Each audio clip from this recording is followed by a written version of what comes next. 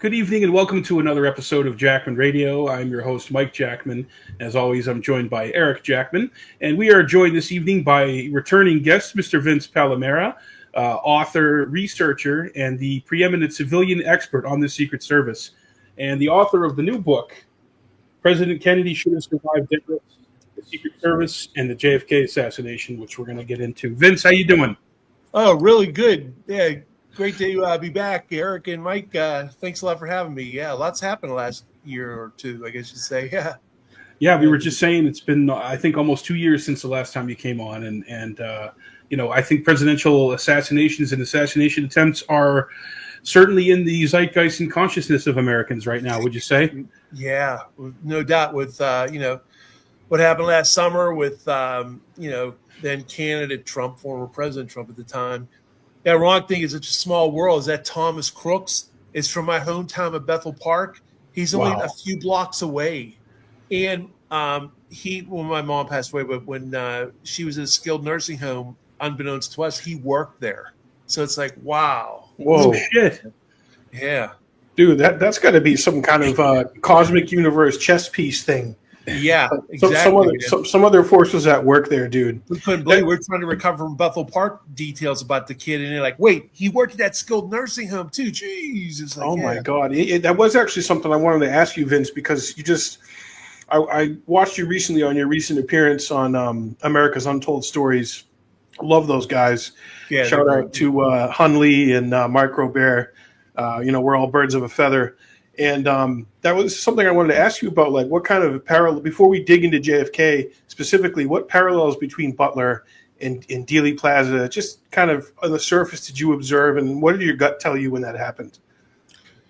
My gut told me that something was just off, because the fact in the modern day Secret Service, they train so well for after what happened in Dallas and all the other assassinations and attempts and whatnot through the decades, and they had a counter assault team on a sloped roof, cat-a-corner to where this Thomas Crooks is. And yet he was able to come within, the official story is within like a gnat's eyelash, whatnot, of killing Trump, blowing him away, literally. Assault weapon. What really bothered me was that all the iPhone videos, and you can put them in real time, and people are shouting, there's someone on the roof, here's a rifle, there's someone on the roof. You can hear in real time Trump talking, so you can code it. And all these civilians were saying, look, and yet nobody was able to get in there with an AR-15 assault weapon. But none of the police and Secret Service, none of the state and local, nobody was reacting until he was able to get off a shot, then they take him out. It's very disturbing this day and age. Now, this would have been like, 1975, 1985, okay, but in 2024 to 2025, it was very disturbing. And again, I'll just say I'm not a fan of Trump, but huge but. I don't want any harm happening to him or anybody else. They're still elected officials, still right. We don't want just with ballots, not bullets. Right. So it's just the big thing is, to make a long story short, it was just aghast that it was really a fluke that Trump wasn't killed. It wasn't the protection. Yeah, they took him out afterwards. That was a big deal. Oh, yeah, I should say one thing.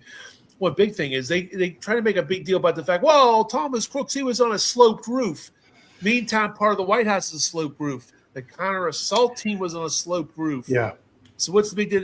That female Secret Service director was a piece of work, just like the one 10 years ago when that guy jumped the fence and with a knife got within, like, inside the White House, and actually was taken up by a Secret Service agent inside. How he was able to do that.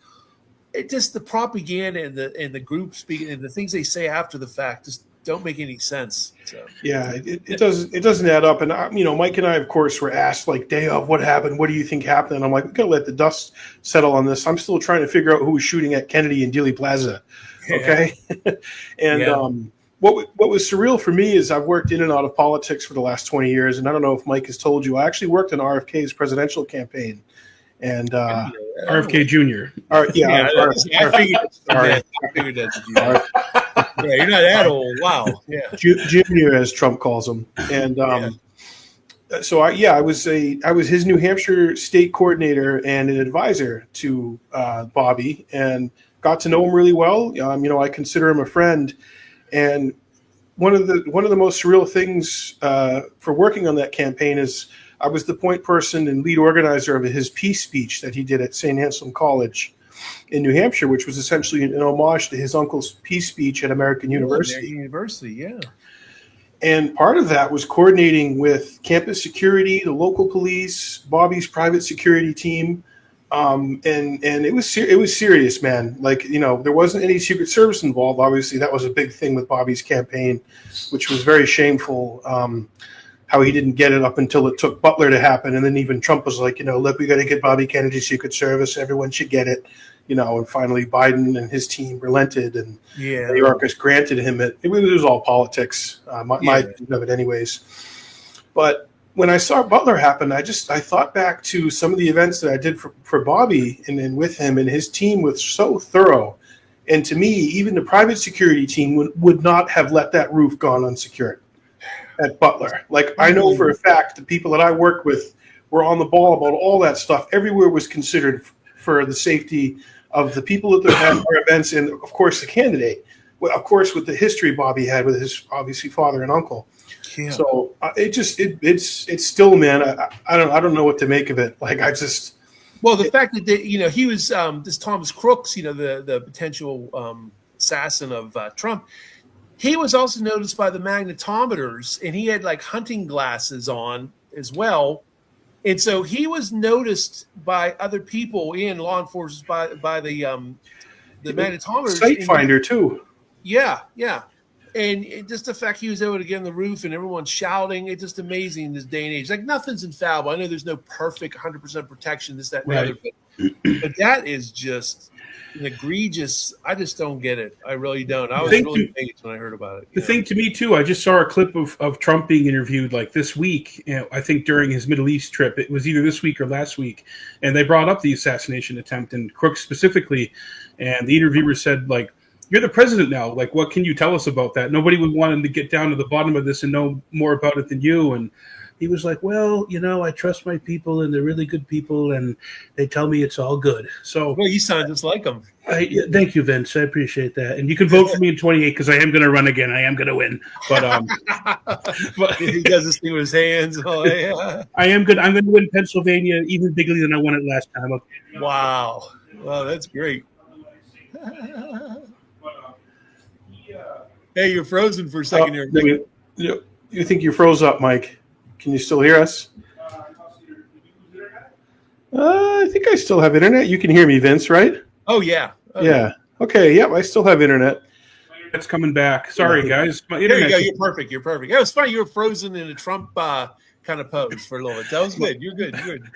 My internet just cut out. I apologize for that, everybody. But technical difficulty happens. Yeah. Yeah, we're in the foothills of New Hampshire. But I was saying, so, he was asked about it, and I feel like obviously as president, all the presidents are privy to information that the rest of us, of course, are not, and that makes sense, and sometimes we're frustrated about it, but I just feel like they cremated Crooks like 2 or 3 days later, and then they were up there washing the blood off of the roof, and we don't know if did a shot hit his weapon, then it hit him, and then how long were they looking at him? Like, there's just so many. There's not even official narrative, it feels like to me, Vince, about this. They blocked his street off for a long time, and then all of a sudden they all went away.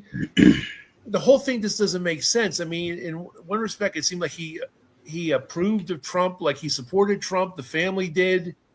And yet he does what he does, and then supposedly he was against Biden as well. But the thing is, like, you're right. After the smoke cleared, it's like they you don't hear anything about him anymore. The shooter, Thomas Crooks, it kind of just went away after like an intense week or two afterwards. That was it. It's been 10 months now, and I was saying to Eric as a joke, he feels like a 3D printed Patsy.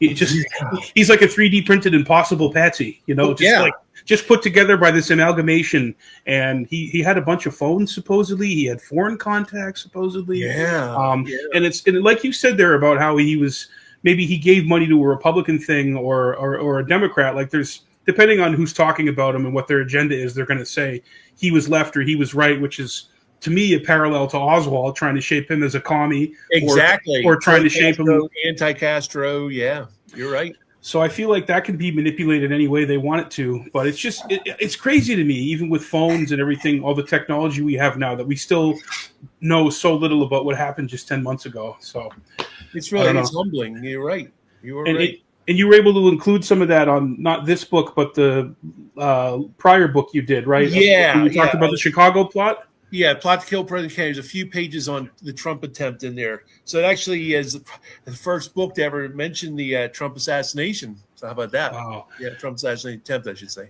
So Yeah. before we get into Dallas and what the Secret Service did or may not have done or should have done in Dallas, the Chicago plot to me is very important to point out to people, because this is something that could have happened on, I think, November 2nd, around 3 weeks before Dealey Plaza in Dallas. Right. What's your overall thesis and idea about Chicago and what happened and what was in the works? Well, I know for a long time you still get today like some lone nutters. I don't want to mention them. Basically, say, "Oh, it all hangs on Abraham Bolden." Oh, he's the first African American agent of the Secret Service White House detail. And after like a 30-day trial at the White House, on his own volition, it wasn't like he didn't pass muster. He basically went back to the Chicago office and he served. He served from Eisenhower, Kennedy, and Johnson. And whenever Kennedy came to Chicago, as documents have come out, Abraham Bolden's part of the security detail, March 23rd, 1963, and the November 2nd canceled trip. Okay, and my whole thing about this is the reason why I wrote a book on the Chicago plot was that I found information that corroborates Abraham Bolden. And there's also some misconceptions I cleared up as well. The big thing, I think one of the biggest things is a gentleman by the name of George McNally, a former Secret Service agent who later became the head of the White House Communication Agency, or WICA.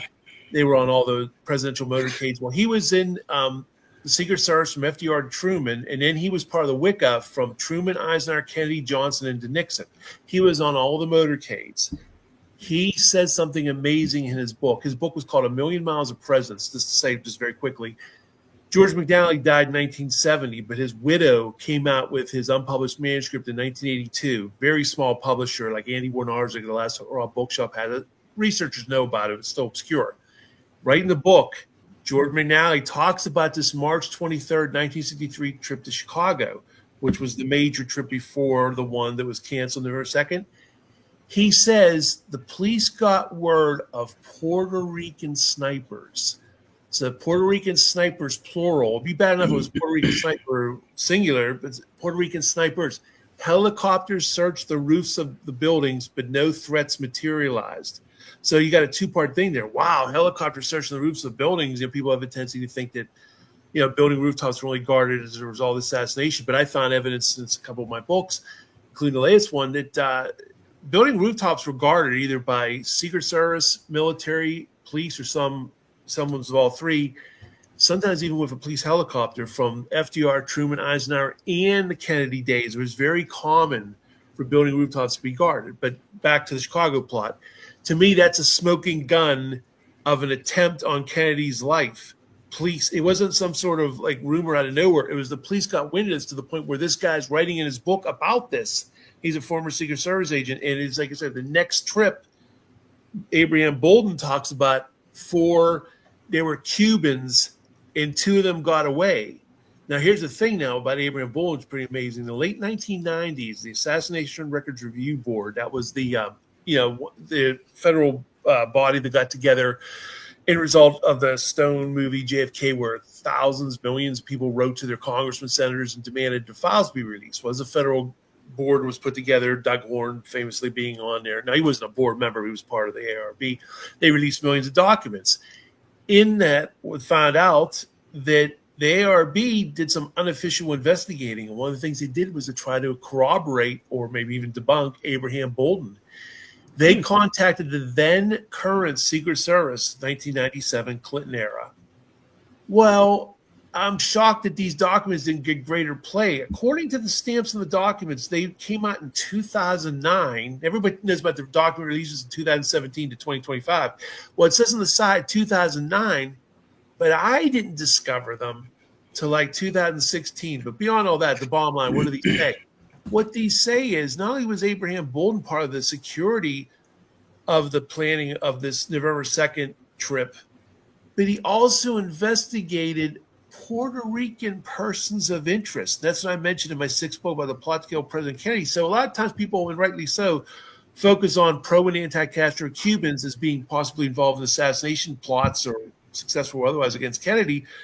Well, he's mentioning Puerto Rican subjects, and it turns out two of these subjects were part of, it's not very well known now, it's very well known in the 50s, 60s, into the 70s before it faded away. I think in 1954, Puerto Rican nationalists tried to assassinate congressmen at the U.S. Capitol with pistols. They actually were in the galley and shot down and tried to kill some of our people. So that happened, and two of these people that served time in federal prison got out, and Abraham Bolden was investigating them at the time of the planning of the Chicago trip. Now, there's 50 states in the Union, Lord knows how many cities. And why, of all people, is Abraham Bolden investigating Puerto Rican nationalists, and two of them were involved in this assassination? People might know, November 1st, 1950, two Puerto Rican nationalists tried to assassinate Truman. That's a conspiracy. And ironically, some of the future JFK-era Secret Service agents were involved in the protection of Truman. But the bottom line is we have a tendency, and rightfully so, to focus on pro and anti-Castro Cubans. Well, could it be that there were maybe Puerto Rican nationalists involved in this? But again, just to answer your question directly, yeah, that's just two major areas I discovered in my book that corroborate Bolden. And another thing, too, people have a tendency to look at the 1975 Edwin Black article about the plot to kill President Kennedy, and they always try to hang it on, oh, that's his Bolden. His source is Bolden. It's like, did people read the article? It's a great article. Yeah, he interviews 50 years later. Yeah, Thomas Cole of the FBI is interviewed. And what Thomas Cole says, some people were picked up. You have to get the rest from the Secret Service. But this FBI agent is telling Edwin Black in 1975, some people were picked up. You have to get the rest from the Secret Service. But what happens is people's zeal to say, oh, this was all just Bolden, they don't realize other people were interviewed for this article. And if you just read it, Thomas Cole right there, it's another smoking gun. Some people were picked up for the Chicago plot, huh? And Edwin Black interviewed Thomas Arthur Valley, what many people think is the patsy for Chicago, the way Lee Harvey Oswald 3 weeks later was the patsy in Dallas. First thing Thomas Arthur Valley said to them in 1975 is, Soldiers Field, the plot to kill President Kennedy. He admitted he trained anti-Castro Cubans against Kennedy as part of the CIA program, and many people believe Oswald did the same thing. We were stationed at Sugi, but he was stationed in Camp Atsu was Thomas Arthur Valley. But more importantly, they both had CIA connections. But again, that's what I bring out. I bring out more details. A former Chicago Secret Service agent, Nemo Ciochina, was adamant there was a conspiracy in Chicago. And here's the big thing. This came out in 1993, and it's in my first book. The head of the Chicago office, Maurice Martineau, who was Abraham Bolden's boss and not a fan of Bolden, by the way, he told me that he definitely believed there was a conspiracy. He believes the work of the House Select Committee was much better than the Warren Commission. When I wanted some details as well, I'd rather keep the details to myself. But the bottom line here, in 1993, I'm a stranger on the phone. Here's the head of the Chicago office who spent time in the White House detail, basically from FDR to Eisenhower, off and on. But he was the head of the Chicago office. And he's telling me this, as opposed to get a life, it was just Oswald. So again, you've got three people in the Chicago office that believe there was a plot to kill Kennedy. And then you got the corroboration with Abraham Bolden. You have the canceled trip. Now, the official story, Eric and Mike, is that, Kennedy, well, actually, there's two official stories. Kennedy had a cold, and the other one is, it was the day before that President Diem and his brother New were killed in a CIA-backed coup in Vietnam. But Pierre Salinger, JFK's press secretary, said, no. President Kennedy's still going to go forth for this trip, and we're going to have a state-of-the-art communication center in the bleachers at Soldiers Field. Now, I want to say something. Some people out there might say, hey, Vince, you confusing the Cuban Missile Crisis with Chicago trip and this? No. The story some agents were told is Kennedy had a cold, and it was a similar alibi the year before during the Cuban Missile Crisis. Kennedy was in Chicago, October of 1962, and told people, I have a cold. We got to get back to Washington. That's when Pierre Salinger, ironically, same guy, said to the plane, Mr. President, you don't have a cold. I'll tell you when we get to Washington. Well, here we are, and there was two cover stories. Again, the day before, President Diem and his brother New were killed in a CIA-backed coup. But again, Pierre Salinger debunked that. So, and this trip is amazing because not only do you have Thomas Arthur Valley, who was set up as the patsy, basically, he was the fall guy in case something happened, in my opinion. But you had a building that looked remarkably like the book depository. It was just higher and longer, and they had come to a same bizarre, that 90-degree turn and all that other jazz they did in Dallas. They were going to do the same thing in Chicago. So I think the Chicago. Well, there was other plots too, and that's what I also. It's called The Plot to Kill President Kennedy in Chicago. But I have one chapter that deals with all these threats and plots to Kennedy, all from 61 to 63, and it's amazing. You see these newspaper articles. I had to pay money, newspaperarchives.com, for these things. And there's be Baltimore, Maryland article. Guy planned to blow away Kennedy when he went through the tunnel. All these things. So people have a tendency to think that everything was hunky-dory with Kennedy until he gets to Dallas, when you realize, my God, from 61 to 63, the Secret Service was getting all these mortal threats to the man's life, and not just Miami and not to Chicago, but other trips too. So it really paints a bad picture of the Secret Service, because sometimes people have a tendency to say, oh, Vince, they didn't have the experience. The Secret Service, the assassination was their training ground. And you realize, no.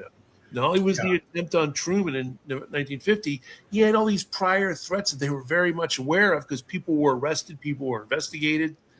So there you go. So, wasn't there one out in California at a theater or something where Kennedy was going to be killed? Yeah, that's Los Angeles. I think Vaughn Marlowe was the principal suspect in that. I know that author Dick Russell, who wrote The Man Who Knew Too Much About Richard Case Nagel.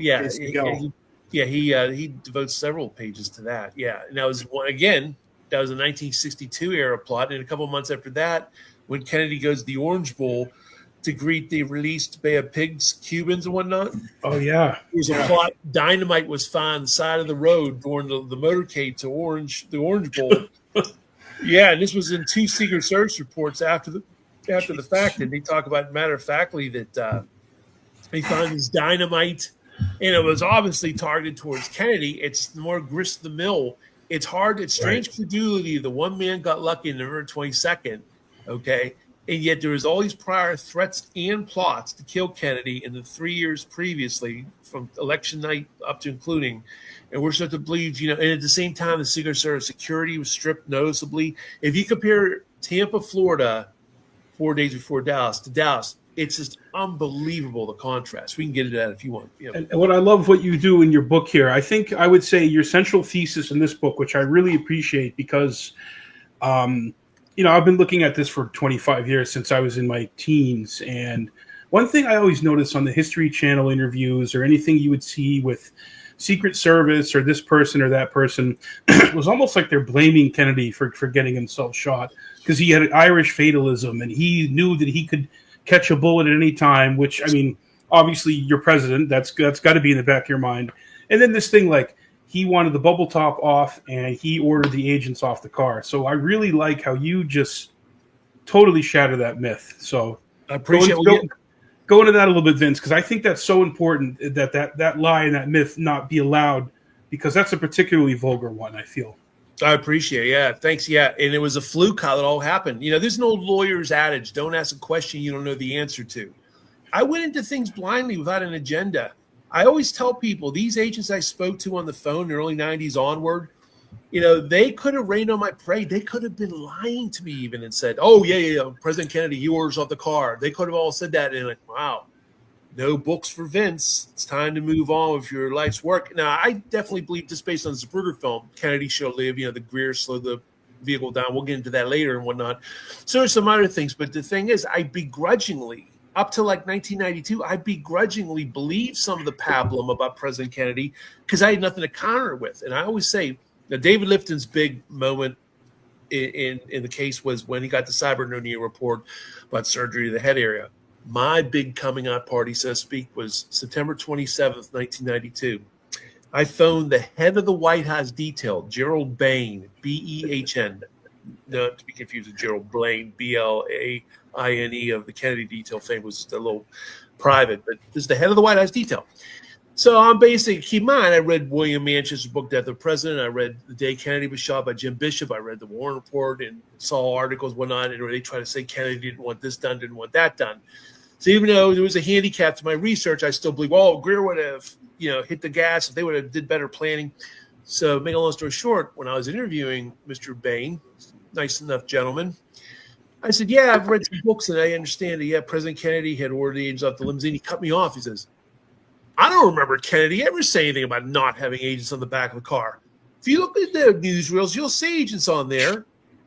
I got cotton mouthed. I immediately it's like my tongue was almost sticking to the roof of my mouth. I couldn't believe it. My face was getting red. I couldn't believe that this guy said this.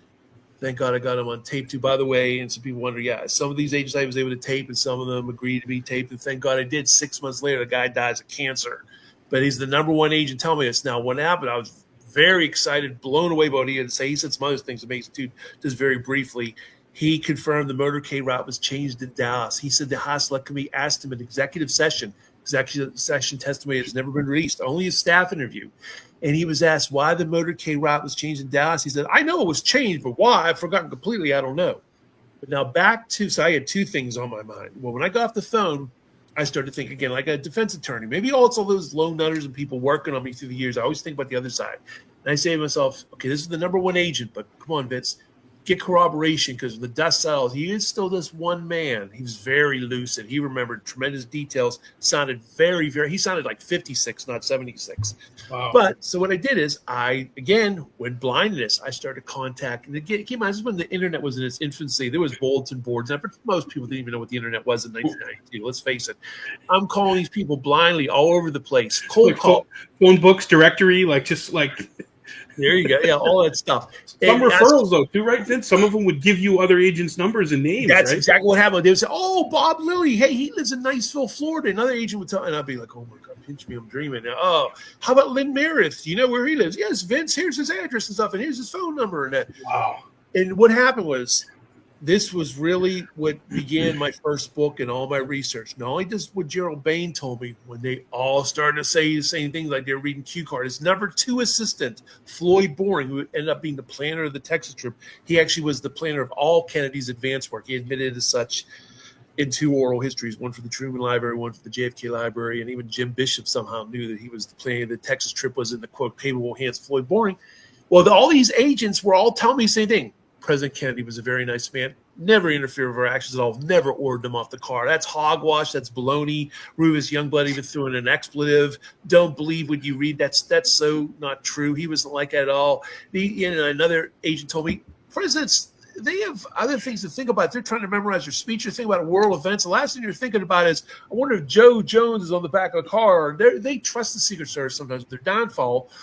But what happened was, I realized, my God, so wait a minute. These agents telling us, they realized that it's actually the Secret Service in 1964, the Warren Commission, was blaming Kennedy. What happened was they were trying to say, keep in mind, 63, 64, photos of the Tampa trips basically didn't exist. They weren't released. They weren't around. So what happened was, and Kennedy was dead. They released 5 reports 6 months later, only because the Warren Commission asked. And they tried to say that Kennedy in Tampa had said, order the agents off the car. They didn't say anything about the Dallas trip, but it was inferred because of Tampa, they didn't ride there in Dallas. Now, Clint Hill took great pains in his Secret Service report, one of the 5, to say, I was never told personally by President Kennedy. I heard it from the administrative offices of the Secret Service, but he said twice, I can't remember who told me. Under oath to our inspector, he admitted who told him. So it was Floyd Boring. It was between November 19th and November 21st. I believe he told all the agents about not riding on the back of the car. And when you have Gerald Bain and Floyd Boring denying, categorically denying, not even with any wiggle room, that Kennedy ever said anything like this whatsoever. And I interviewed Floyd Boring 3 times. I also got a letter from him, too. And his JFK Library oral history, he says, of all the presidents he served, from FDR to LBJ, JFK and his staff was the most cooperative of all of them by far.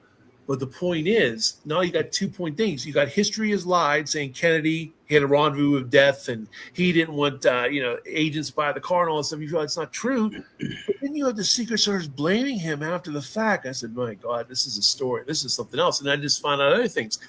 For years, Kennedy didn't want the bubble top on it. It took years for these photos and films to come out. It's really in the last 5 to 15 years, a lot of photos and films have been digitally remastered, released. The photographers have died. Thank God for Pinterest. You might say, Pinterest, what's that to do with anything? Well, now so many copyrighted films and photos are available, where before there'd be copyright strikes, things you couldn't post. There used to be a time in Facebook, you can only post your photos and nobody else's. Now there's such loose copyright laws, and so many of the photographers are dead, like Cecil Stoughton, the White House photographer, and Robert Knudsen, the other one. So, make a long story short for your viewers and listeners, all this stuff has been released now, but it's for decades. All we had was the inaugural motorcade and the one in Dallas, and next to nothing in between. And so, when I started to see, for example, the Tampa trip, I said, "My God, all the films and photos I'm seeing, there's agents on the back of the car." Then I find out years later, obviously, it was a 28-mile motorcade. It was Kennedy's longest domestic motorcade. Dallas was only 10 miles long. And yet Tampa was almost 3 times as long, and agents were on the back of the car the whole time. But yet, if you read the books back then, you think to yourself, well, Kennedy ordered them off the car. They shouldn't be in the pictures for the most of the trip because he called them off, not realizing there's ever going to be some pipsqueak decades later looking at the photos and go, wait. Because keep in mind, in the 60s, there was no internet. There was no investigative journalism before Woodward and Bernstein, before people questioned their government until Mark Lane and Weisberg and whatnot. And even then, resources were so archaic, dredging microfiche. All these officials wouldn't ever talk to me back then. They were active agents. A lot of these people were active agents up to the House Select Committee era 15 years later. They want to talk to me. Wow. So it took them in retirement when they were getting their government pensions. Everything was safe. They're citizens. They can now say what they said. And what happened was I realized, well, when I interviewed Sam Kinney, the driver of the follow-up car, he's saying, I am solely responsible for the bubble top being off the car. It's one of my 30-year regrets. I interviewed him 3 times between 1992 and 1994. He said, I've always regretted it. I said, did Kennedy have anything to do with the bubble top? I said, no, absolutely not. And I said, what about Kenny O'Donnell? I said, no, he had nothing. It was my sole responsibility. I've had to live with that decision. But you read the books and you find that Kennedy supposedly didn't want that bubble top on. Yeah. Again, Mike and Eric, it wasn't until the last 5 to 15 years. If anybody goes to my YouTube channel, I have a 2.5-hour long video I compiled of every known photo and video of all Kennedy's motorcades. 61. Amazing. And I found out. See, keep in mind, Kennedy only went in a finite number of motorcades. He wasn't in a motorcade every day or even every week. Right. He usually made an average of like 2 to 3 a month, domestic and foreign. Well, on between 1/3 and 1/2 of all Kennedy's motorcades, he had the bubble top. The vast majority of the time, the weather was fine. He has an ear-to-ear grin, and yet the problem is, Kennedy didn't like that bubble top. He only used it when it was raining. Total bunk. In fact, Robert Lilly, an agent I spoke to, says, yeah, during the South America tour, we went to Puerto Rico, Venezuela, Caracas, when Roy Kellerman and I rode on the back of the car. It was great weather. We were going 50 miles an hour to the presidential palace at one point with a bubble top on. I'm like, oh, really? And then I find pictures of Mexico. Clint Hill's running beside the car. Jackie and Jack are in the car with the bubble top on. Beautiful sunshine day. Nice weather. But see, the myth is they threw this on because you know what it is? His favorite poem is I have a rendezvous of death. We all have a rendezvous of death. None of us are immortal. Debunk that. Number 2, they try to say that, he was reckless in his personal life. There's been some exaggeration, but he was. But the other thing you say is reckless in his security. No. The other major myth I debunk is most people would think, well, it's the president who has the last word when it comes to security. Presidents Truman, Johnson, and Clinton are all on record saying the Secret Service is the only boss the President of the United States had. In fact, when James Browley heard what Truman said, he agreed. And more importantly than all that, because you could say that's anecdotal, even though it's still amazing because it comes from the presidents, there's an Associated Press article that came out in November 1563. What's that, 7 days before the assassination? Says, it was serialized in all these articles. It says, the Secret Service can overrule even the president when it comes to security. Shoot up to the year 2010, Clint Hill and Gerald Blaine, the authors, Gerald Blaine of the Kennedy detail fame, they're sitting at the 6th Floor Museum, again, 2010, it's being videotaped, and Clint Hill says, well, the president can tell you what he wants done, but that doesn't mean you have to do it. In fact, all we always used to do is agree with the president, and we do what we felt was best anyway. Right. I have that clip, a bootleg of it on my YouTube channel. I played that over and over again and couldn't believe my eyes and ears. I said to myself, is he doing this for history's sake, for posterity? Because their books go against that.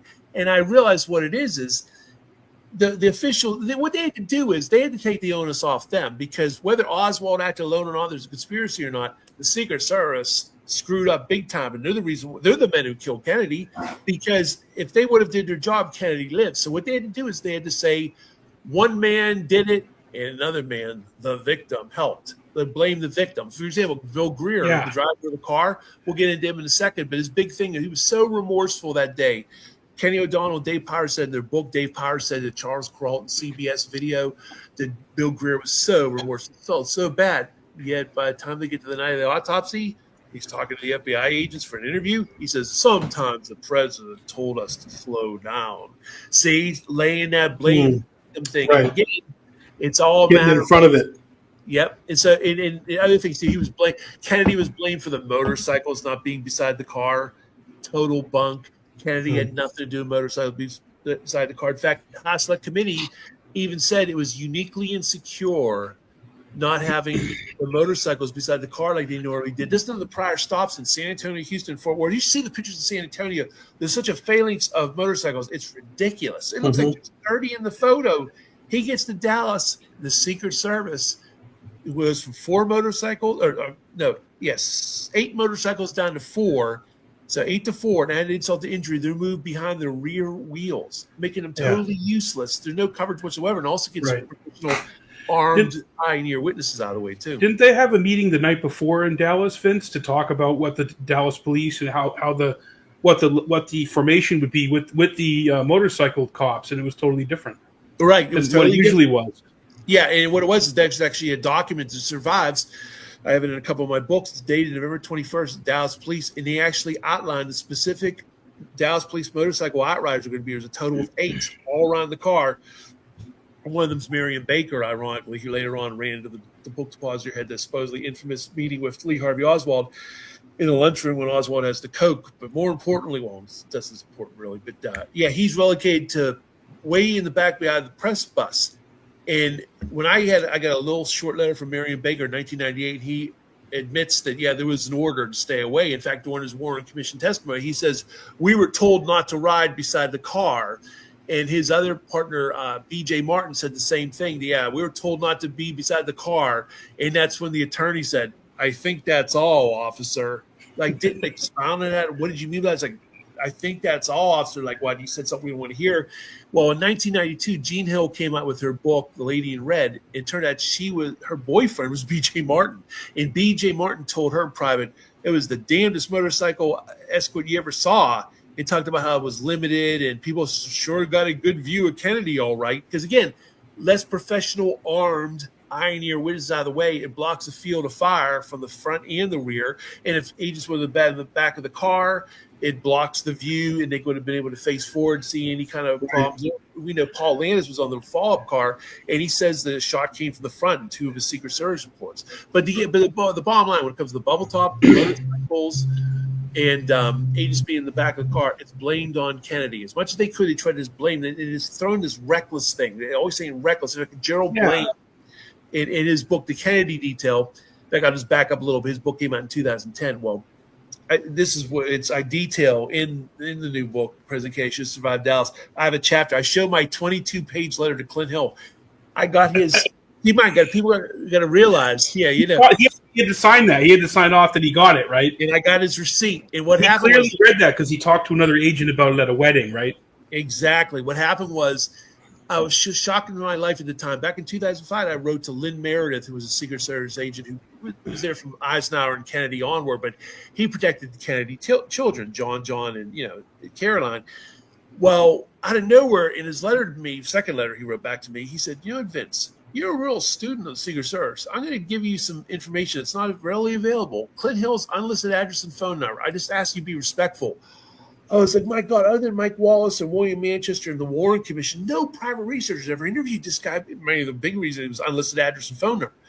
So I said, you know what? There's only one time to live. I'm going to write this guy a letter, and I'm going to basically a Cliff Notes version of my research. And this book, the entire letter's in here. The whole letter's in here. It's a fucking page turner. Let me tell you. Yeah, thank you. Appreciate it, my friend. Yeah, basically what it says in the letter, to distill it down to a couple lines, is, sir, I'm sorry what happened to you and the grief you went through, but if it wasn't for your colleagues It was for a couple certain colleagues, I think, were guilty. And if you weren't hamstrung by being ordered to stay away by your colleagues, not having anything to do with Kennedy, because all his colleagues in glorious detail letter adamantly denied that Kennedy ever ordered him off the car or anything else, you would have been able to have a clear conscience because it wasn't your fault, Clint. It wasn't. Although I left out about the drinking incident because I didn't want to get him pissed off, but he was one of the agents that drank the night before.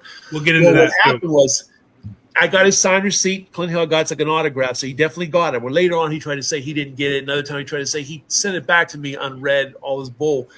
But what happened was, I had already spoke to Gerald Blaine, obscure agent. Now, these guys that wrote books, their books weren't even a thought in 2004 and 2005. Well, about 4 days later, I called Gerald Blaine, and out of nowhere, he starts quoting from my letters. Says, you should not be so hard on Emory Roberts. He was a double, even a triple checker. I'm like, what? And he goes, yeah, by the way, Clint Hill, he's been a good friend of mine since we started the Denver office in the late 50s, and I just went to his son Chris's wedding. In fact, me and Bill Livingood, another agent, you might have heard the name. I was like, oh, my God. Did he send it via fax or email? He sent a goddamn letter. What the hell are they sharing the letter for? And when I called Clint Hill famously, he was like, about what? I don't have no interest in talking to you. But the bottom line is, keep this in mind. He shared the letter. He knew about it. Well, then in 2009, I read the trade papers, and they were talking about Gerald Blaine is coming out with a blockbuster book on the Secret Service. Like, Gerald Blaine? Only somebody like me even knows who Gerald Blaine was. He was everything Clint Hill wasn't. Clint Hill was very famous. Gerald Blaine, 99% of people on Earth didn't even know who he was, where everyone knows who Clint Hill is, even though you're not even interested. Oh, he's that dude who jumped in the car in the Zapruder film, huh? Well, the bottom line is Gerald Blaine got Simon & Schuster, the biggest book company in the world. He gets a deal with them, a first-time author, an obscure. He had no background whatsoever. And in his book, when you read it, and that's what I critique in this book, is that it's blame the victim like crazy. And he mentions me on 2 pages without actually naming me. He talks about me, self-described Secret Service expert. I guess he was worried I was going to sue him, so he didn't actually name me in the book. But the whole book is basically an excuse to blame Kennedy. He didn't want us on the back of a car. That's why he was killed in Dallas. The president was so reckless. We couldn't understand why he was so reckless. And the big whopper, Eric and Mike, is he claims, and all these agents are dead but him, how convenient. He claims November 25th, 1963, the day of Kennedy's funeral, that there was a meeting of all the agents, and they all said, look, guys, we can't let the world think that Kennedy had something to do with his own death. Meantime, telling the story, everyone's reading the book, is getting the impression that's what you want to convey. Well, again, all the agents are dead save Blaine, and a lot of them were dead years before. More importantly, the ones that I spoke to that later passed away all said stuff categorically in opposition to this meeting. They told me Kennedy had nothing to do with ordering us off the car. It was a very nice man, blah, blah, blah. But the bottom line, he plants this story, and it makes it sound like, wow. So there was a meeting between the agents where they didn't want to blame Kennedy, but Kennedy did order him off the car. Well, I spoke to another agent, Talmadge Bailey, and he said that meeting was horse bleep. There was no meeting. He's making it up. I was like, a fellow agent's telling me Gerald Blaine's full of it, and he's making it up. That what more do I need? But what I found out was there was a security meeting that day because they were going to St. Matthew's Cathedral. Jackie and all the dignitaries, de Gaulle, Haile Selassie, and all them were walking to St. Matthew's Cathedral. Very bold and brave move. That's what the security meeting was about. It had nothing to do, because if there was any truth to this, the other agents I spoke to would have mentioned the security meeting. The security meeting would have been mentioned during Clint Hill's Warren Commission testimony, James Riley's Warren Commission testimony. There would have been documents about it. Well, what really is the big whopper is Gerald Blaine, after he castigates me by naming these researchers and experts that only would have read documents that only came out in 1992, they would have found that the Secret Service is doing everything it can not to blame Kennedy. It's like, oh my God, Gerald Blaine. These documents actually came out in 1964. They're in the Warren Commission Volume 18, the Warren Reports Volume 18, but he's trying to make it come out in 1992. I guess he didn't realize that I dealt with these reports. And he's trying to, in other words, what he's trying to do for his audience of readers, a lot of people don't read other books. A lot of people just are satisfied. He's a former agent. It's good enough for me. They're not going to do anything. They're going to take his word for it. Right. Realizing he's setting up the premise that there was this feeling that Kennedy ordered him out the car and did other things. No truth to it. But basically what it boils down to is after that 22-page letter, Clint Hill and Gerald Blaine went into full action mode. Clint Hill got on C-SPAN. Not only did Clint Hill and Gerald Blaine mention me twice, 2 different times. This was before I was even a published author. I was basically nobody other than people in the research community, which was very weird. Like, why is he mentioning this little unknown guy from Pittsburgh? Dude, you live rent free in their heads, dude. It's really, really bizarre. But guess what Clint Hill admitted, speaking of the year 2005? Gerald Blaine's on record. He began his book in 2005 after I sent the 22-page letter that same year. Clint Hill said he burned all his notes in the C-SPAN CEO, Brian Lamb, said, when did you burn all your notes? He goes, let me think. This is 2012. That's the year of the interview. So this is 2012. He paused for a while. It was 2005. I burned all my notes. Oh. Wow. So you burn your notes. Was this right after you read my letter and you freaked out from it because all of a sudden it went to action? In fact, Sam Kinney, one of the agents I spoke to, said that we wear it as a badge of honor. We'd never write a book. Clint Hill, Floyd Boring, I saw other old school guys. We'd never write a book. Well, they got a hold of Lisa McCubbin, who has a background that's pretty bizarre. And all of a sudden, Clint Hill writes 4 books, and he contributed to the Kennedy Detail book, and he did a documentary. And if it wasn't for me, there would have been a major Hollywood movie, and it would have been blaming Kennedy, and people would have saw all these Hollywood stars. Ooh. Yeah, wasn't it Gyllenhaal's father, Maggie Gyllen and Jake Gyllenhaal's dad? Stephen Gyllenhaal, and it was in production. And for a few short weeks there in 2010, yeah. And what happened was, I couldn't believe it. The Life of Pi, Academy Award winner, narrator or animator. It's going to be state-of-the-art CGI. And I'm like, this is going to be crazy. Well, this real wonderful lady from the Philippines who knows Stephen Gyllenhaal contacted me out of the blue, and she goes, Vince, I'm a friend of Stephen Gyllenhaal's. I have his email. I want to let you know this script is going to be blaming Kennedy left, right, front, and center. I got a bootleg script through Stephen's friend. Well, here's the thing. I got his private email address, and she says, Vince, I strongly recommend you send your evidence to him like you did with Clint Hill. I did. Within a week or 10, I think it was like 8 days later, the website went down on Internet Movie Database. The production company shut down, and the movie went away. It went away from the trade papers, and I started to get harassed at work and harassed online. Blogs were taken down. Hundreds of my Amazon reviews were taken down. I got called into my human resources department, my old job, twice, where this guy who was a friend of Gerald Blaine, I'm not going to name him for legal reasons, wanted to get me terminated because I was writing unpatriotic things about his friend Gerald Blaine, who was a honorable former Secret Service agent, Korean war vet, and this guy is casting aspersions and all this. I was like, no, here's the thing. Now, the lady at Human Resources laughed. She said, second time she didn't laugh. This got more serious because the guy did twice because Vince. Freedom of speech, First Amendment rights. You did nothing wrong. Your job's in no jeopardy whatsoever. Well, when he did it a second time, they called me into a conference room again. I'm like, what is going on here? And she says, Vince, we're going to have legal action against him if he writes a third time. This is harassment now. We've told him already to go away. And the CEO, they screen all his mail, good, bad, or indifferent, just in case there's a kook or whatnot. They want to see it written before the CEO gets it. It's like the president. When you used to write a letter to the president would get it. His staff gets it, and they think it's worthy, they'll pass it on. So, long story short, if there's nothing to my research, and Vince, you're amateur, all full of hot air, why would Gerald Blaine be sending his letter?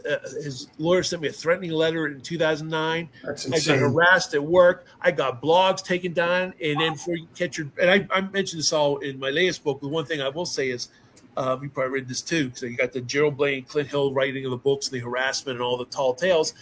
Well, Carol Leonig, multiple Pulitzer Prize winning author. She came out with, turned out to be a #1 best-selling book, Zero Fail, in 2021, a book about the Secret Service. Well, in the lead up to her book, Zero Fail, I was really looking forward to this. My God, this is going to really help my books. If her books is going to get the publicity, my books by default are going to get publicity. Well, within 48 hours of her book coming out, all my books disappeared from Amazon. All disappeared. At the time, I had 5 books. The URLs went away. They all went away. I was freaking out. Like, what's going on here? Well, like when you search for them, they were all gone? All gone. And it turned out after I got over the shock and everything, and I'm trying to keep my wits about me to restore these and contact Amazon, I found Josiah Thompson's book, Last Second in Dallas, the one he wrote in 2021, that was gone. Larry Hancock's book, I let them know. They were gone, so I'm contacting Amazon. The most disturbing thing about the Amazon representatives, they all told me, Vincent, we have no idea. We had nothing to do with it. Does it make sense? Why would they kill their own? They want sales. It's all about money. They don't care about what you're saying. Your books, show me the money, show me the sales. Why would they kill their own? Well, the books were restored within 24 hours after the release of her book, after the news media died down. And I think it's not even a paranoia saying to say it. Someone out there deleted my books, and several other prominent books were coming out at that exact time. I think because they didn't want a runoff of, hey, there's all this massive publicity for Secret Service book. It's also about the assassination. Some of the articles talk about the assassination. And obviously, Vince, you do a search in its Secret Service JFK, and my books all come up. They were all gone. So there's not going to be any collateral sales. That's whacked. Palamara. Well, again, my first book came out in 2013, and here we are in 2025. This has never happened before or since, although there was a hack on the Kindle version of my first book. It went away for a day. Someone out there got rid of the Kindle for a day, and it came back, and they didn't understand what happened. But again, all 5 books, and no lone nut books were hurt in the making of this hack. older texts weren't bothered. Take Posner's book down, case closed. Yeah, none of them. They were fine. You can still get them in your fine bookstore on Amazon. Jeez, man. It's doing that time. So again, harassed at work, not once or twice. Things taken down from the internet. And I know the specific person who was harassing me says like, "Oh, Vince, it's a paranoid paradise." No. It's a specific person who was intimately involved with Gerald Blaine and Clint Hill and knew them for many years. In fact, the guy could just say this: he was in the military intelligence and maybe in Congress. He was also in the post office for years too. But the thing is, this was really bizarre. Is this guy who was harassing me before the show down at work seemed to be able to track my every movement online. Like, how the hell did he know I just visited this site and this site? How did he know I was at work and not at work? It was creepy. So the bottom line, when people think, oh, it's 60 some years later, get a life. There's nothing. It's old news. It's not too. No, Clint Hill just died in February, but you still have Gerald Blaine and Paul Lannis making the rounds, and you got these former Secret Service agents traveling the world, making millions. Before people say that's hyperbole, Vince. No, it isn't. All their books were New York Times bestsellers. They all got movie right money for it as well. The movie of Clint Hill is still in the works, by the way, even though the Kennedy detail book was acted by me. It's that Agent 9? Yeah, Agent number 9. And Paul Lannis has also come out with a documentary on his book. It's just amazing. But what it is the whole thing is Clint Hill and Gerald Blaine, when I said that 22-page letter, freaked them out. They were fly fishing in Colorado. They were long retired, never thought about writing a book. They didn't even want to talk to authors or do anything about it, And it freaked them out, and he circled the wagons and came on their books. Now, I'm not having delusions of grandeur to the extreme. Now, the other books that Clint Hill came out with afterwards were about Jackie and this, that, and the other. But even his first book, which is a really nice book out of a few pages, when he gets the assassination, it's comical, and I address it in here. It's almost like he's trying to tie up some of the loose ends I talk about in Gerald Blaine's fictitious meeting. I said, how come Roy Kellerman wasn't at this meeting on November 25th? Then all of a sudden, Kellerman doesn't say a word, but he's standing beside Floyd Boring when Floyd Boring's telling Clint Hill, yeah, the boss doesn't want you guys ride in the back of the car. The thing that doesn't make any sense is Floyd Boring was added to me on 2 occasions, 3 if you count his letter. Kennedy was a very nice man. No, never wore us out the car. And I made sure there's no wiggle room. I said, you sure in Tampa he didn't? Oh, no, not at all. And again, guys, it wasn't until these films and photos were released, a lot of them in the last 5 to 15 years, had they been released. If we were doing this interview back in 2005, I wouldn't have had hardly a leg to stand on. A lot of the documents were released. A lot of the films and photos were not. I didn't even speak to these guys yet, or some of them just spoke to. So I really wouldn't have enough of a – see, it's a sad thing. A lot of the stuff only came out decades later. It's not like when we're investigating the ammunition and, the theories, but the single bullet theory. Well, that was all readily available from day one. But so much of the stuff was handicapped for these guys not being available, not going under oath, films and photos not being made available. But the whole bottom line is the blame the victim thing is totally bunk. Kennedy had nothing to do with it. And you ruffled some real feathers, Vince, with that. I mean, it really, to me, it sounds like you were the first person who, in like a coherent, chronological way, put everything together. What happened that day in Dallas with respects to Secret Service, and you just started finding so many things where they're tripping over themselves with their testimony, with this guy said this, no, he never said that. We were ordered to do this, no, the orders came from him. And I think you scared the shit No, I know you did. You definitely scared the shit out of all those guys because they weren't counting on someone like you putting it all together and then presenting it to them. Thanks. Yeah, I think that's exactly right. And again, it's a little old man to me. I work for a living. I'm not in this for the money. The money I made is breaking even as I'm working Monday through Friday. I'm working stiff Monday through Friday. You know what really makes me mad? This whole thing, pro-conspiracy people are in for the money. You're profiting. You're profiting off a tragedy.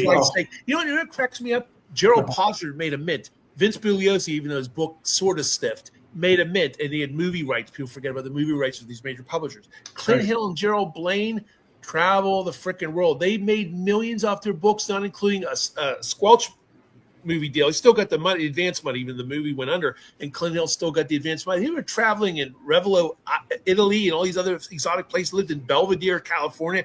I mean, you just think about this. Clint Hill's first book alone sold 300,000 hardcover books. Cha-ching. $30-$40 a pop. Yeah, and you factor in he wrote 3 more books on top of it, and movie advances, plural, too, and all the TV appearances and documentaries where they had to pay him. Oh, by the way, a friend of mine tried to get him to lecture his local community. Nothing less than $25,000 fee, or he wouldn't do it. Holy shit. Yeah. So little old B is working for a living, who's barely broken even with my books. Right. And you have the audacity to say people like me are in for the money. It makes me want to puke. Where the people really making the money are the Oswald did it loans and blaming JFK. Yeah, the vanguards of the official story bullshit. And the Myers and people who were in concert who have helped with the cover-up for 62 years. Yeah, and Eric and Mike, I always say, hey, there wouldn't have been any book if Gerald Bain, even if tragically, if he would have been lying through his teeth, if he would have said, oh, President Kennedy did want us on the back of the car. There'd be no book. There'd be no revelation. There'd be like, well, it's kind of like in JFK movie. Well, it's time to move on with our lives, gentlemen. There's plenty of other local crimes to prosecute. It's kind of like that's what would have happened to me. It'd been like, well, I've reached the end of my road. In fact, sadly, when I look back at that 1991 Third Decade Conference, my first major conference appearance, other than the people that have sadly passed away, I'd say 98% of that audience faded away after a year or two. It then never heard of them anymore, because if you don't have anything original to go with this, kind of like Harry Livingstone told me bluntly when I wrote to him right before that conference, is, Vince, unless you have something original, don't waste your time with this. You're just going to run yourself into the ground. And that's when I realized, when I gave my little presentation in Fredonia, it was all based on secondary sources, albeit the Warren Commission Committee. I put it all together in a chronology at that time. It's only 25. And, but all these researchers were blown away. George Michael Weaver, author, Harry Livingstone, Robert Connor, and they were saying, boy, I guess that's why they call the secrets or secret defense. I never noticed that Greer looks back twice. I'm like, wait a minute. You've seen Superfilm so many times, and you guys didn't know that Bill Greer turned around twice.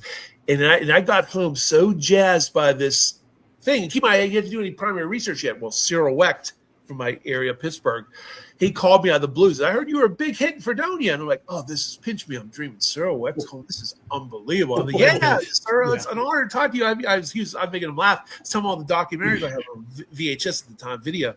Well, he says to me, have you ever thought about contacting these men? I said, never really thought of it. Maybe you should think about doing something like that. He planted the inspiration. He gave me no address or phone number because he didn't know the agents where they lived. But he lit a spark under my butt to say, damn it, I'm on a roll here. I got to do something about it. And it was after that conference and the Dr. Weck call that inspired me to go full gangster, full bust on these Secret Service and find them. And thank God I did, because, again, that Gerald Bain, if I waited 6 months, he's dead. Yeah, what year was that, Vince, that you started contacting them? Yeah, it was basically the fall of '91 on. And basically what it boils down to is if I never would have contacted the number one agent, Gerald Bain, BEHN, people would forever say, oh, Vince, but you speak to the number one guy. What did the number one guy have to say? And I got him on audio tape. Floyd Boring is number 2 assistant. I got him on audio tape, and I got him on in letter. I got other guys in audio. I got other guys in writing. So I always knew I had to do that to a certain extent, because you know what? People would always be scared to, well, how do we know he really said that? You know how people are. So you've always got to back up your sources. Yeah. Good. Oh, I was going to say, what's really interesting, though, back to Clint Hill, is I think even in 64, when he testified to the commission, talks about, I looked in and I saw a hole in the back, right rear of his head. And Landis as well testifies to this. So these Secret Service agents who had literally the best vantage point, saw what happened, it was fresh in their minds, are saying this, but yet still will say I believe it was only one shooter, while also contradicting the Warren Commission at the same time in Arlen Specter's single bullet theory. Right. So, You hit the nail on the head. It's exactly that. Clint Hill, Warren Commission testimony, and his Secret Service report talks about the back of the head's gone. There's a wound in the back, not the back of the neck, the back. Okay. Then you have Paul Landis, 2 Secret Service reports saying the shot came from the front. When he was contacted by the High Select Committee, it's buried in a footnote in the final report. He confirmed the veracity of the Secret Service report because he never actually testified at the Warren Commission. He submitted reports. Well, Landis never testified? No, he never testified. He does that. He does have the Secret Service reports in Volume 18, so that's good. It's in writing. And he was interviewed in the 80s, so that's why it's funny when it's called The Final Witness, because he's talked before. Oh, he's talked several. That's another thing too. I debunk in my book. That's one of the other than Clint Hill and Gerald Blaine's book. I also debunk Paul Lance's book. They've talked to people all the time. Hey, these guys talked to William Manchester. They were doing documentaries. In fact, Paul Landis in 2003 is on a DVD about presidents' families. That got years before. Like, what's he talking about? He's on A&E Network talking about the presidents. That, but they want to do for sales the final witness, the final this. No one's ever. They're breaking their silence and all that. There's got to be a hook. There's got to be 1 or 2 hooks, or like you said, there's got to be something to sell a book. And same with Beale Frazier talking about how he saw a guy with a rifle outside of the depository. He never said that before his book came out. See, that's it. It's like the Paul Landis. What a tremendous omission. This omission's got to be one of the most horrible omissions ever. He comes out with this book turning out to be a massive bestseller because of the hype about the bullet. We'll get to it in a second. In his book, he couldn't fit one sentence in his book talking about, oh, yeah, I wrote 2 Secret Service reports saying a shot came from the front. His readers don't even know he wrote 2 Secret Service reports saying a shot came from the front.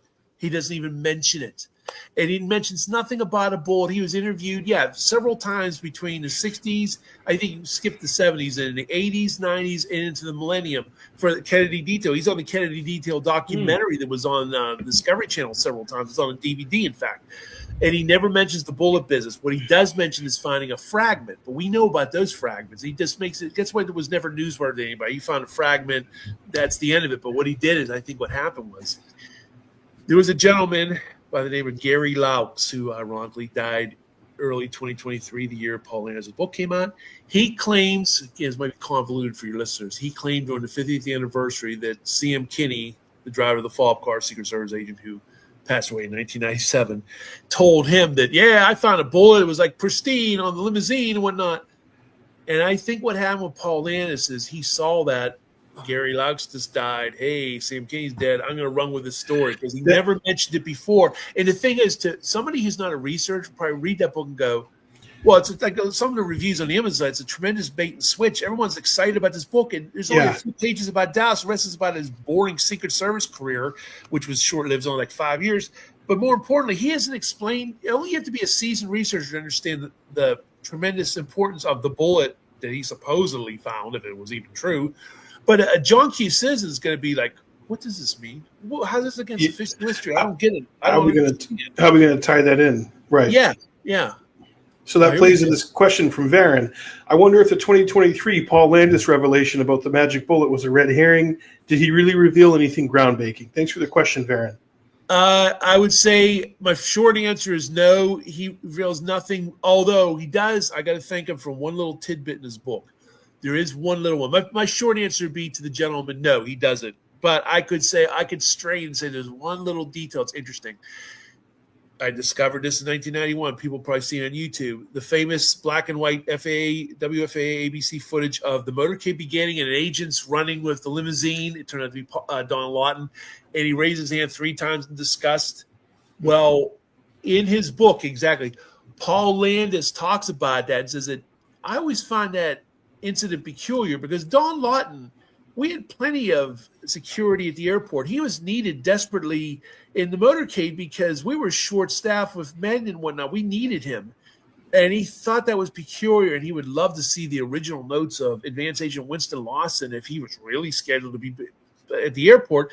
And we tie that in with the fact that what's a little-known detail about that video, again, found in 1991, this black and white ABC footage of the Love Field where the motorcade goes off. And again, the agent goes, I guess, 3 times.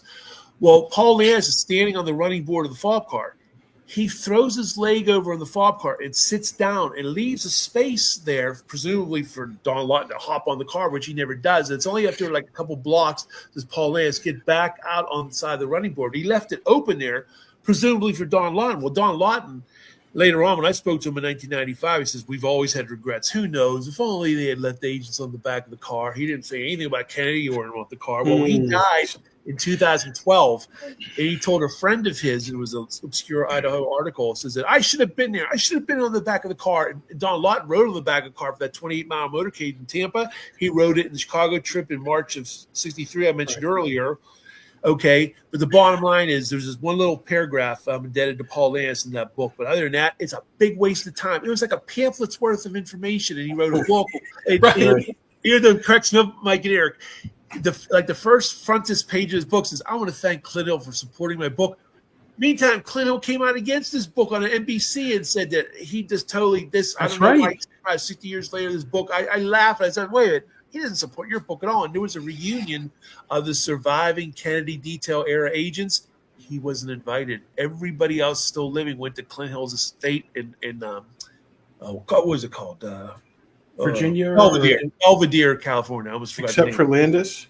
Except for Landis, and Landis and we were good friends up to 2010 because there's photos of them arm in arm at Secret Service conventions and Dealey Plaza. They shot on the grassy knoll together. You have it on your Facebook. Yeah, I have it in my book. That's an epic photo. The bottom line is he didn't support it at all. So you know what it is. I think what happened was Paul Landis. He looks like he could be 68, but he's 88. I think he figured, hey, Clint Hill made a killing, and so did Gerald Wayne on their books. I'm going to write a book. I had nothing new to say.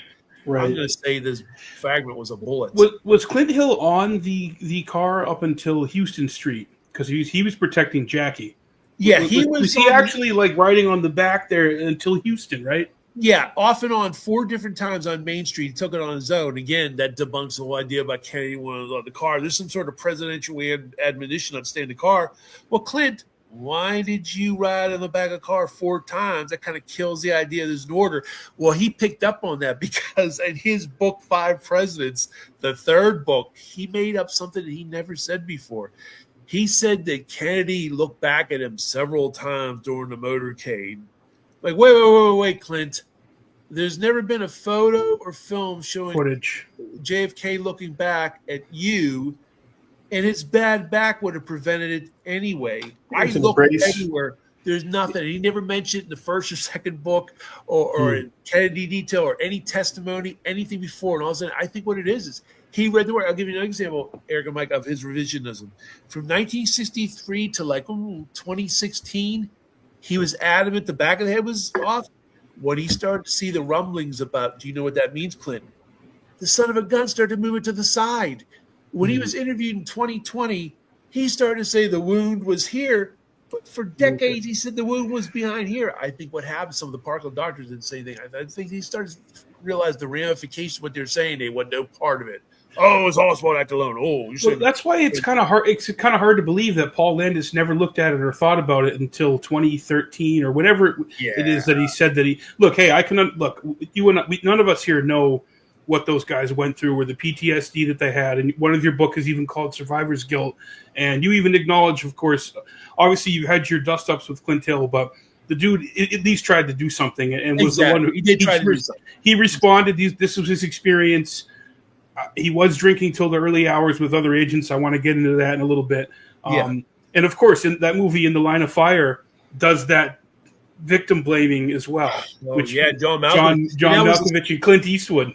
And Clint Eastwood it's even on the record. There's no doubt. Clint Hill was even admitted that was loosely based on him. The whole it is ironic. Is of course it was. Of course it was. But the movie, even though it was a Hollywood entertaining movie, fabulous movie, was a Secret Service sponsored movie. There was like 5 or 6 former agents, including Jerry Parr, the head of Reagan's detail, pushed him to the limousine on March 31st, 1981. Well, more important than all that, out of nowhere in the movie says you wanted to station agents on his back bumpers, and he refused. You know why I think he refused? He had a death wish. So what that does to millions of theater goers, they go, oh, plants it in their mind. He had it coming, So it's. I can't tell you how I still. It's Inception. They trot that out on every anniversary, Vince. It's on the History Channel. You see it in the news. And where do you actually attribute the quote about I want those Ivy League boys off the bumper, or I don't want those Charlotte. What's the quote? I don't want those Ivy League charlatans. Yeah, get those Ivy League charlatans off the back of the car. $64 million question from the source, Gerald Blaine, who later on wrote the Kennedy detail. Here's a story about that. Floyd Boring was not interviewed for Manchester's book. This might seem bizarre to believe, but Gerald Blaine is even on video saying Floyd Boring wasn't interviewed for the death of the president. Floyd Boring told me he wasn't interviewed for it. More importantly, he denied that ever happened in Tampa. The Kennedy never ordered him off the car. Oh, that's not true. He never interfered. Very nice man, very cooperative. So I'm thinking, oh my God, wait a minute now. Because on the other hand, that's why it might be convoluted for your listeners. It's a convoluted story because Floyd Boring is used by the Secret Service in 1964, only because the Warren Commission asked, to create this ruse that Kennedy did indeed order them off the car in Tampa, which was used as the excuse why they weren't on the back of the car 4 days later in Dallas. Okay. But here's what happened. When I looked at, William Manchester's book, I was very curious by his sources. And he listed them all alphabetically at the back. Well, there's no interview with Floyd Boring, but there's an interview from Gerald Blaine. So my suspicion went up like, oh, my God. I contacted Wesleyan University during the research of my first book, Survivors Guild. Real nice gentleman, the archivist there. I said, you do me a favor without me actually having to go there physically. Can you search the archives for what's available? I said, well, some of these interviews aren't going to be available for the year 2067, 2067. That's another story in itself. The ARB couldn't even pry them out. Manchester died, and he said all those records are under seal. Well, that's up to Caroline Kennedy. Yeah, we should do it. Hold the thought, Mike. Here's the $54 million question. There's no interview with Floyd Boring. He confirmed that he was not interviewed. Oh, yeah, Floyd Boring himself said I was never interviewed for that book. Gerald Blaine was. The transcript is missing. He called me back and said, Vince, I don't know what to tell you. The transcript is missing. The transcript's missing for Gerald Blaine. What? Could it be that in 2005, when I nailed Gerald Blaine down about being interviewed? Oh, by the way, Gerald Blaine confirmed what the book says. He was interviewed in 1965. So I think what happened, make it very short they can read the book for the details. Make it very short and sweet for your listeners. Here's what I think happened. Death of the President was this massive best-selling book, basically an Oswald did book, writ large. And they blamed Kennedy. They said in Tampa, Kennedy turned around and said, get those Ivy League charlatans on the back of the car. They attributed to Floyd Boring. People didn't do their homework and realize, well, Floyd Boring was interviewed. Gerald Blaine was the actual source of the quote. When I confronted Gerald Blaine about it, not only did he confess that he was interviewed by Manchester's source notes agree, he said that quote came from the guys. I don't remember who said it, but the guys, someone in the guys said it. Then 5 years later in his book says the message was loud and clear on my walkie-talkie. So I got pissed when I read that. Wait a minute now. He's lying. He told me something totally different. So that's when I called the Wesleyan archivist. He called me back and said, I was so excited to get the transcript of Gerald Blaine. Oh, this is going to be good. You know it. He's in there. He's caught dead. The transcript's missing. That's wild. Why would it be missing? And but in case you're wondering, Vince's other one's missing. None of the other ones I asked for, they're not missing. It's either they're available, and I got several photocopies, or they're not released at all. His is missing, not missing for public. It's missing, and I would not put it past him at all. Now, this part is sadly speculation because I can't prove this part in a court of law. I actually think Gerald Blaine or someone knew him, went to Wesleyan University and make sure that transcript wasn't available. Hightailed it out of with it because I think it was going to be the smoking gun. Even if somebody had just says, "Oh, Vince, now you bargain with it on true. You can't prove that." Okay, let's throw that out for the record if we're in a court of law. Okay, let's just go with what we know. We know that there's this quote attributed to Floyd Boring that Floyd Boring says is not true. He never said that. And you realize, wait a minute, the book, who said it? Gerald Blaine is interviewed. In case you're wondering, the other agents had nothing to do with the Tampa trip. They were interviewed for the book, so they couldn't have been the source. The only one who was on the Tampa trip that was interviewed was Gerald Blaine. And Gerald Blaine knew enough about this incident to make it a big deal in the Kennedy detail. I'm like, wait. How come you didn't know anything about it, but now you're making such a big deal in your book? See what it is. He used it as a tool, like he did with Death of the President. It created tremendous damage, Eric and Mike, because so many newspapers and books picked up on that. And they attributed it, yeah. 4 days before Dallas didn't want the agents on the car, so he ordered them off the car, and then he threw it. I think it is? Ivy League charlatans doesn't even make sense. A friend of mine even said it's quoted in the book, and Kennedy wouldn't say anything like Ivy League charlatans. doesn't make any sense, that kind of lingo. He went to Harvard. Why would he call him? He was Ivy League too. Yeah, I mean, Yeah, it doesn't make any sense. So I think what it was he threw that out there. He was trying to say something that sounded like Kennedy and backfired. He didn't think there'd be somebody that would ever investigate the truth of that. So it's narrative building, Vince. It's more narrative building, and it just eventually it calcifies and solidifies, and that just becomes and they have to spend all your time chipping away at it. That's what I do, Mike. Mike and Eric. The two things I fight. I don't want to exaggerate. It feels like a weekly basis. We'll just say a monthly basis. I fight two things all the time with people. Don't get me wrong. I've turned on a lot of people to my research, and people realize, oh, bravo, Vince. It's good to blame the victim. Myth is no longer around. I still get people doing two things to me, though. Hey, Vince, I read this book, and I understand Kennedy didn't want the top on. He didn't want the agents on the car. I have to fight that all the time. Then the other thing I get is, I see Greer. He shot the president. I'm like, oh man. Dude, we hear that every week, Vince. Every week, Vince. Hear it every freaking week, man. Oh, I know. You know what it is? It's TikTok. It's on TikTok. Oh, big time. That's Brill Cream. Yeah, it's Brill Cream. It's Roy Kellerman's head. It's issued poor quality copies of Zapruder film. It looks like a cartoon gun. It's actually his head in pristine copies of Zapruder film. There's no gun. Yeah, then you'd have to have Jackie, the Connollys, everybody else covering up for it. Jackie trying to blow them away. Yeah. Well, that one, Vince, and then the one about the Secret Service agent accidentally shot him because that one, and then I can tell you mentioned in your book the one where he's like, I almost shot Johnson. That lady who said that too, man. So this stuff brings people off into other tangents, and it takes away the focus from the real stuff. Well, it is. I can say something real quick. You're going to be shocked. There's actually one kernel, big kernel of truth to the whole thing. Not that Hickey shot the president. Hickey did not. That's bull. The agent in the fall car actually tripped up the AR-15. And those guys who wrote that book even knew that was BS, and they still published it and went ahead with it. What happened was Howard Donahue, the originator of this entire theory of Hickey shooting the president, was a strong supporter of the government. He believed Oswald alone. There was no conspiracy, but he found ballistic evidence it wasn't Oswald. But in his mind, if you read his book, More Aware, it later became that real special, what was that called? That Ian McLaren, I forget the name of it right now. But anyway, Smoking Gun or something. Well, anyway, the bottom line is, you had Howard Donahue's government-sponsored mind. There's no way the government could have been involved. There's no way there's a conspiracy. Oswald did it. But he's finding ballistic evidence that couldn't come from Oswald. So that's the good news of his theory. Even though Hickey didn't shoot the president, this guy is coming clean and saying, ballistic evidence. There's no way that the headshot came from Oswald's rifle. But see what it is because he couldn't. It's kind of like all the witnesses that said that the back of the head's gone, the single bullet theory is crap, but Oswald acted alone. They can't understand Governor Connolly for decades, the single bullet theory is not true. We have Clint Hill, Paul Lance, Dave Powers. The list goes on of people that says there was no missed shot. The single bullet theory doesn't make sense. It's not true. But then they can't put it together that you can't have it like that. It's either there's a conspiracy if there's single bullet theory isn't true. You can't have the back. Like Sam Kinney, it's funny. Sam Kinney told me the back of the head blew off. He was watching Kennedy's head. He had to maintain a 5-foot distance. He's driving the fob car. He saw the back of the head come. I said, that's the part. I said, you sure it's the back of the head? Sam goes, oh, couldn't have been any other part. I saw that part come off. In fact, I got something that I told you that no one's going to know about. I try to tell the Today Show his only TV appearance, but he found the piece of the back of the head lying in the C-130 transport plane on the limousine that was on the C-130 transport plane heading back to Washington, D.C.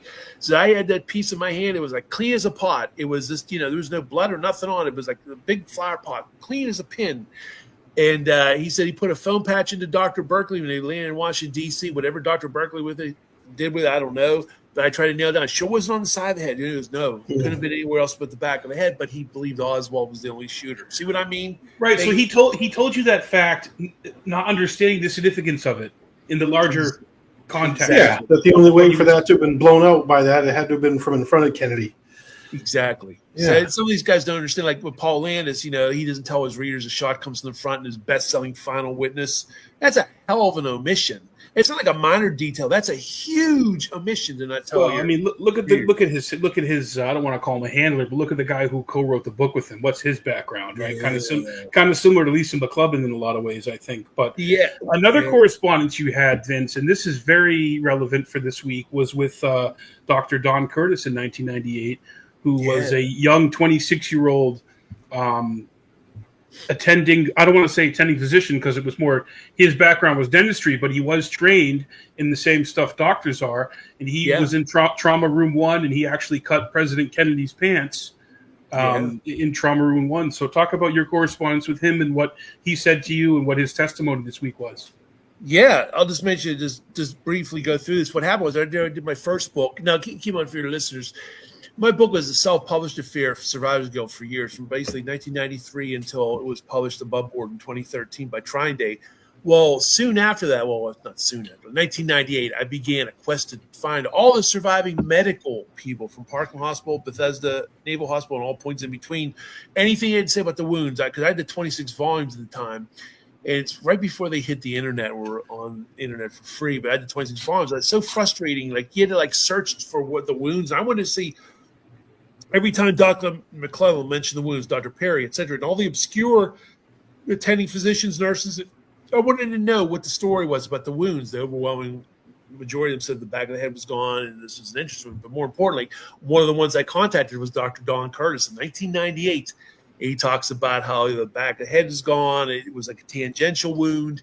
Pretty amazing, because there were some people coming out in the comments on YouTube saying, "Was this Johnny come lately? Only coming out in 2025?" I was like, no, he was interviewed by the Warren Commission. It's not his fault the Warren Commission didn't ask him for more details, but he was interviewed by the Warren Commission, number one. He was referred to by other doctors, number two. And number three, 1998, he wrote to me from his hospital, working hospital, and told me about the wounds. And he's one joins the course, the one that says the back of the head was gone. So pretty amazing. It's great to see him on video like that, because to my knowledge, I don't think he was ever on video before. So that's pretty cool. Oh, another thing too, in 1998, one of his very obscure colleagues, William Zedlitz, he was mentioned in the Warren Commission volumes during testimony of Dr. White, but was never interviewed himself. I found him in 1998, first time ever on the record.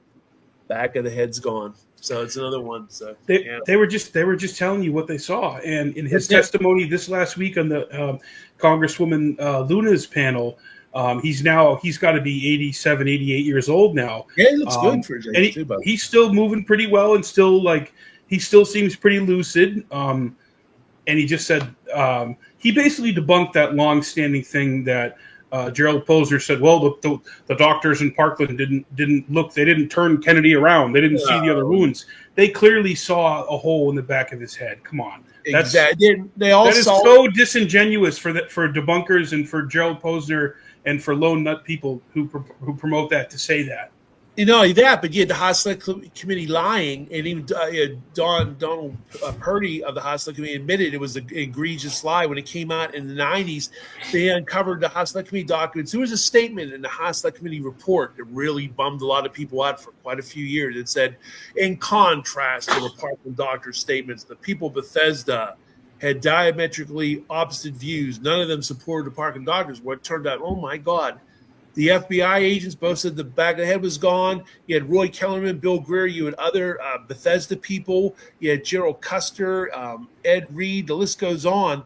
So the House Select Committee lied. And when House Select Committee's investigator, Andrew Purdy, I call him Don Purdy. It is Don Purdy. Anyway, when he was interviewed at the COPA conference in Washington, D.C., he's on the record saying it's egregious, it's wrong, it was a lie. I'd like to know who wrote that. I certainly don't think I had anything do that statement.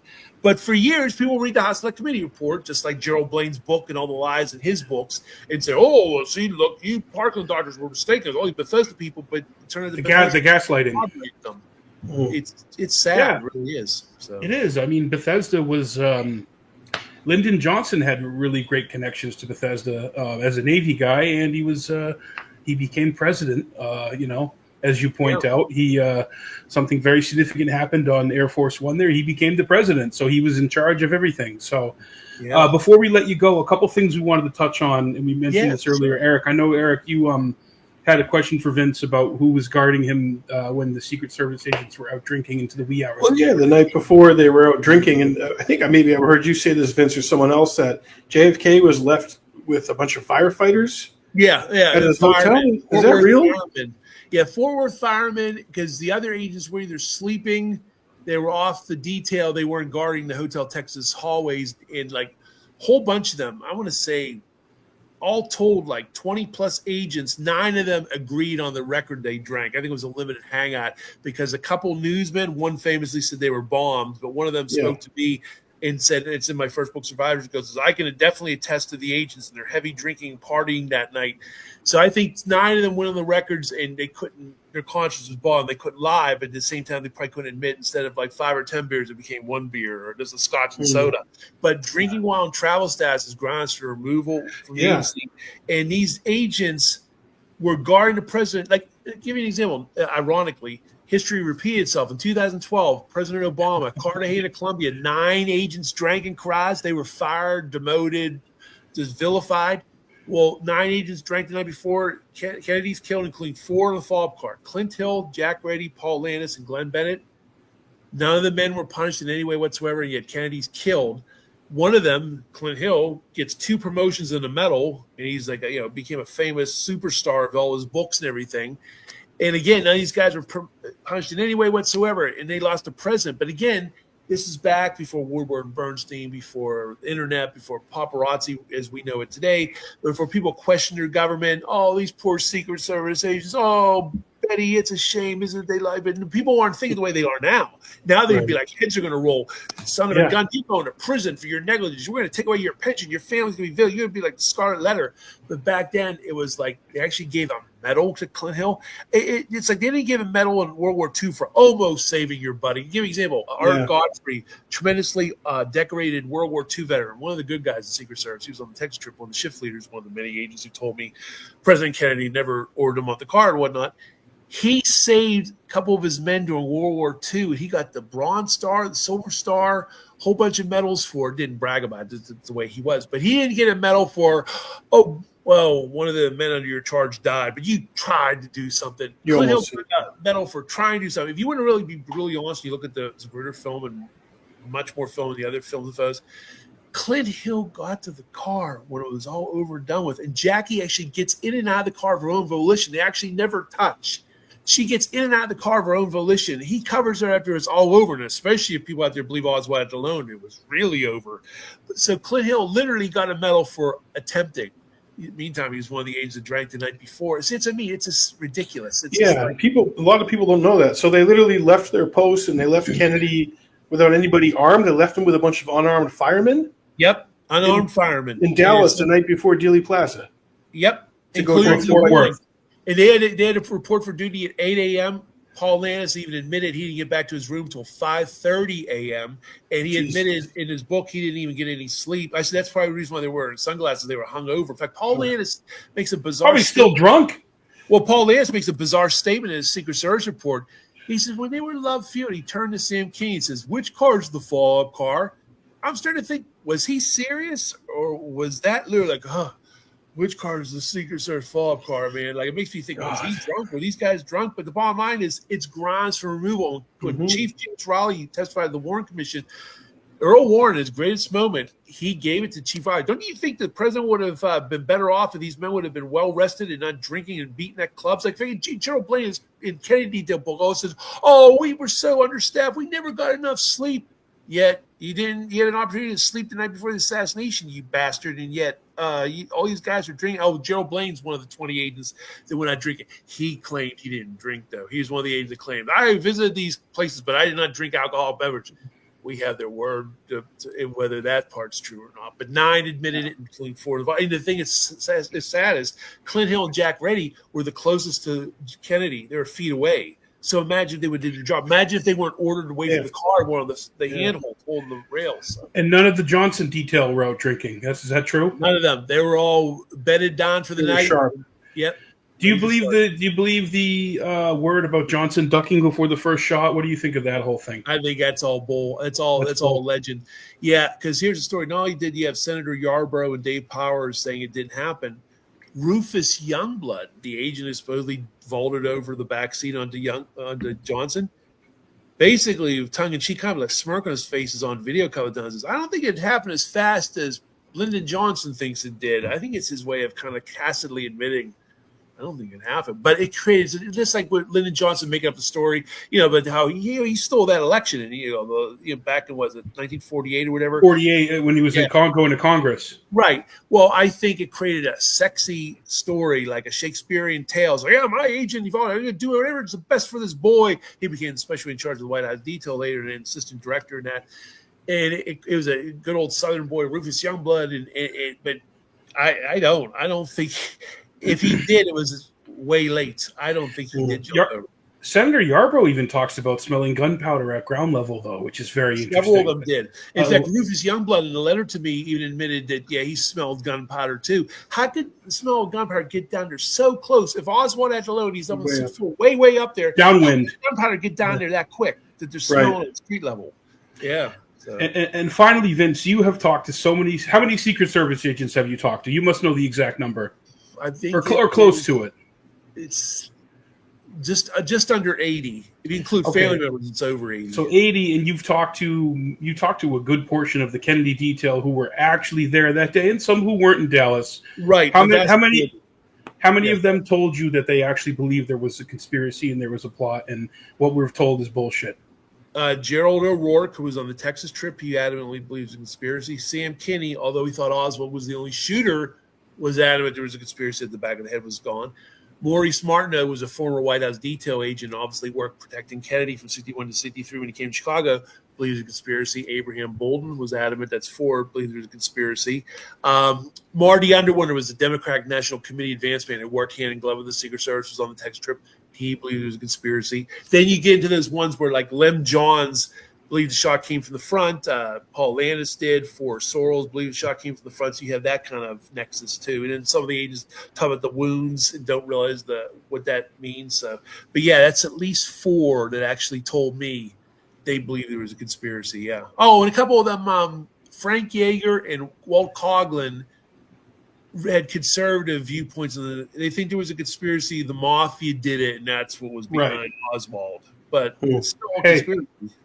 Yeah. Still, it discounts the official narrative, and they would know. The mafia was involved, but at a certain level, it had at a certain level. They didn't change the parade route.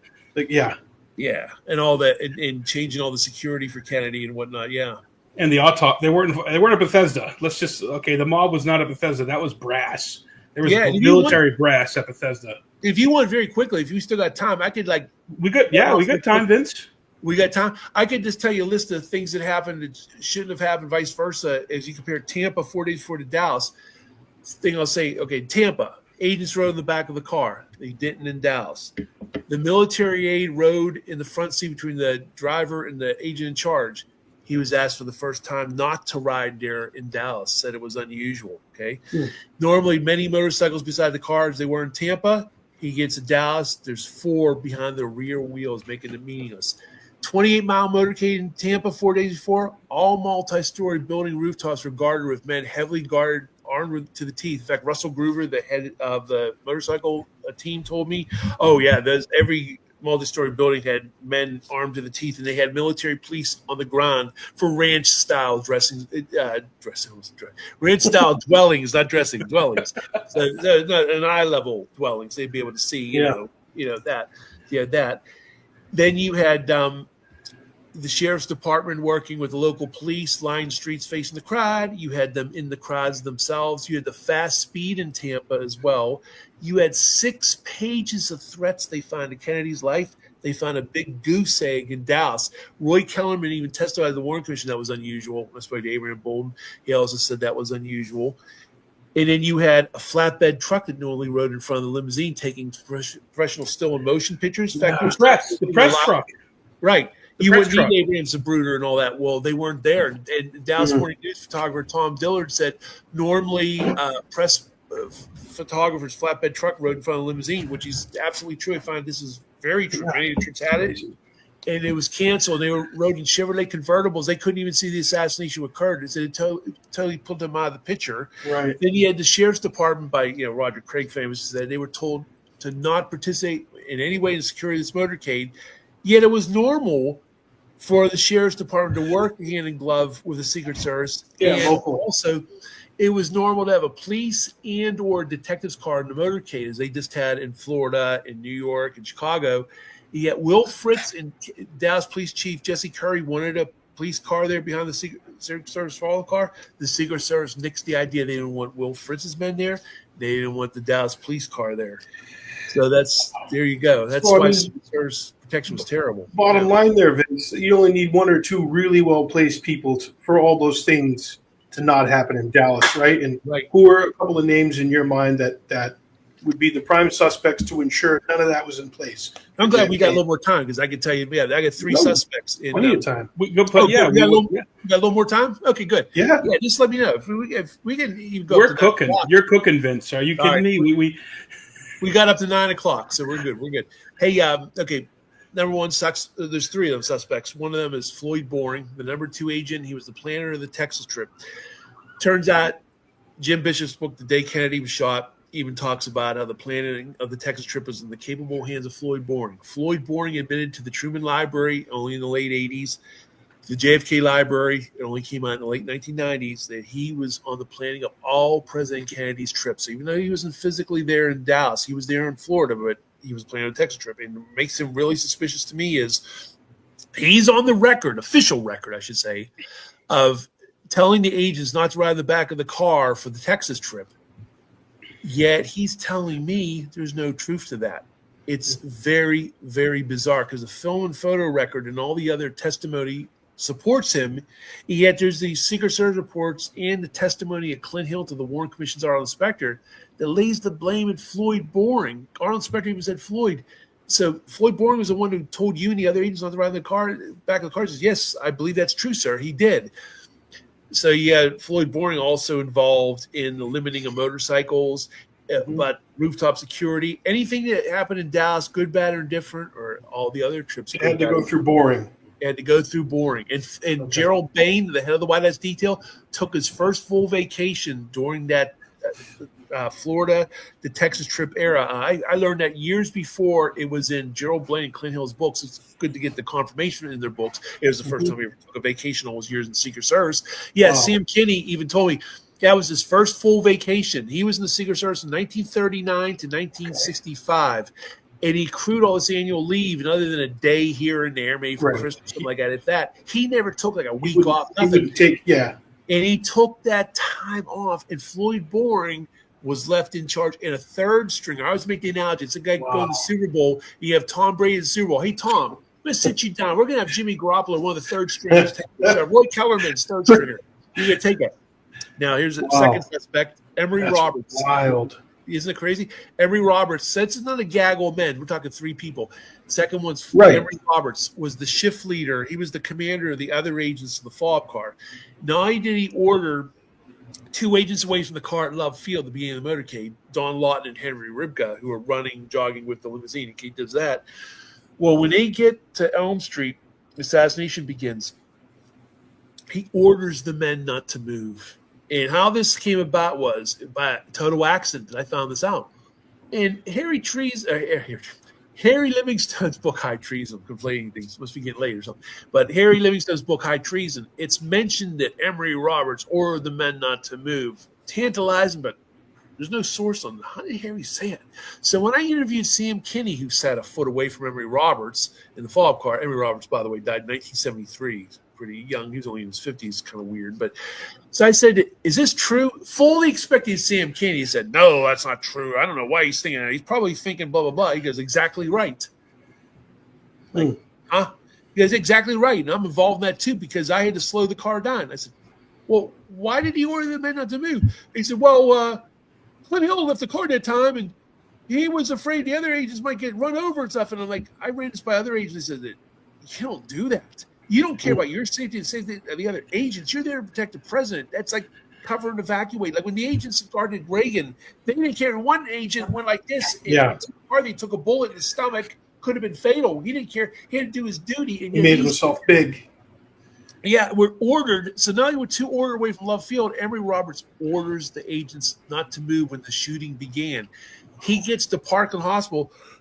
4 authors have noted Emory Roberts' quick switch in allegiance, including Kenny O'Donnell and Dave Powers, who rode the follow-up car, Jesse Curry in his book, it came out in 1969, notes Emory Roberts' quick switch of allegiance. Well, when they get to Parkland Hospital, William Manchester even notes that Roberts turned to Roy Kellerman, his superior, and says, "You stay with Kennedy. We're going with Johnson." Emory Roberts was solely responsible for the decision to take Johnson to Air Force One, when Air Force Two was just as good of a plane. That was a plane he rode in on. And Kenny O'Donnell was adamant that he had no discussion with Lyndon Johnson. He said, "No, there's no truth. I had nothing to do with Lyndon Johnson taking over Air Force One. It was Emory Roberts' decision." Before you can catch your breath and all that, Emory Roberts has the sole distinction, 1865 to 2025. This has never happened until Emory Roberts was before or since. He was still an active agent. He became the appointment secretary to Lyndon Johnson. Not did I get that in an interview, again, with Sam Kinney. It got corroboration. It took years to get corroboration. Not that I doubted Sam, everything he told me was good as gold. Well, in like 2008 to 2010, I spent a lot of money at newspaperarchives.com getting these articles that would only be available if you paid money to get them. And it's New York Times and all these obscure places. And it talks about how the press in 1965 were wondering, why is this Secret Service agent sitting at the desk that used to be occupied by Dave Powers? He's greeting the Japanese ambassador and all these other people. He was still a Secret Service agent up to the early Nixon days, and he's working as appointment secretary to Johnson. And here's the crazy thing. When Johnson said his farewell to the White House and the Secret Service detail, is a transcript of it. He goes, "Oh, and Emory Roberts, he can't be here tonight. He says goodbye to me every night and good morning to me every morning." So it's like, whoa, he really thought that he picked him out of all the agents that could get you by Emory Roberts. So again, when you put it in the context of him, he was rewarded. Ordering agents away love field, ordering the men not to move, switching to Johnson. And you see what he became. It's grist for the mill for a lot of things. And he's the one who hamstrung Clint Hill and all the other agents. They're drinking the night before, didn't help. But when you have the commander of the other agents telling add that to it. You add that to it. And the third big suspect for me, I got other ones too, but the three big ones, I'd say, the other one's Bill Greer, the driver of the limousine. And even people like Gerald Posner and Vince Bugliosi on record saying the success of the assassination, now they believe Oswald acted alone, the success of the assassination is Bill Greer, because he would hit the gas. It's the sequence of events is crucial. What happens is, again, I told you in 1991 when I showed the Zapruder film, I'm showing slow motion to all these people on video. Were they going about 12 miles an hour, and they slowed down a little bit, Vince? They slowed down. How fast was the actual limo going?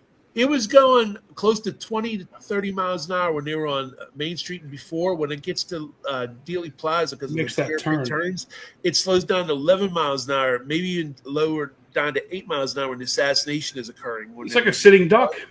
So it's like the speed of pulling out of your parking space. If you time, I said, that's my speed when I pull out of a parking space. It's that slow. Well, here's the thing.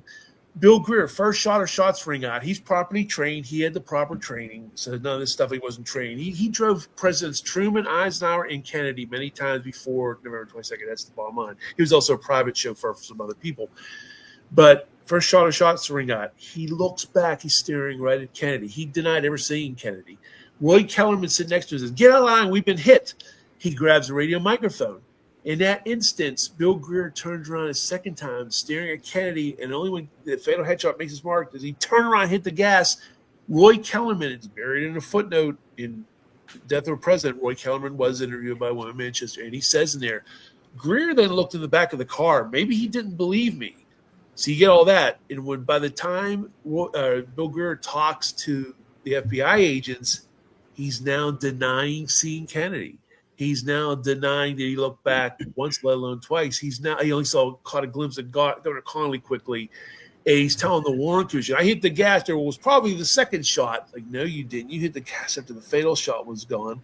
He withheld Kennedy's clothing during the autopsy, vital, the suit coat and the shirt and everything like that.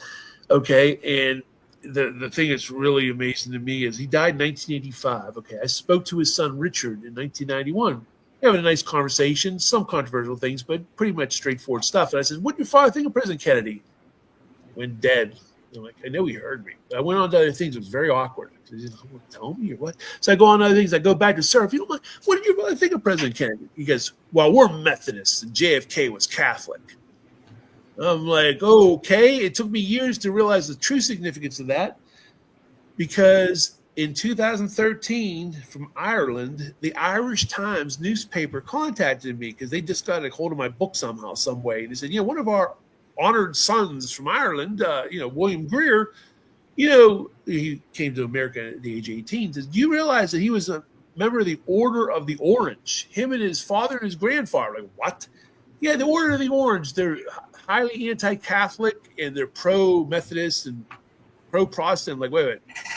Now that really makes that statement by Richard Loom large. You would think he'd tell a stranger on the phone, oh yeah, he loved President Kennedy. President Kennedy loved him. He said first time after the answer goes, well, we're Methodist. JFK was Catholic. Makes you think just like some of the agents that held it against Kennedy for his private life that came out on ABC in 1997.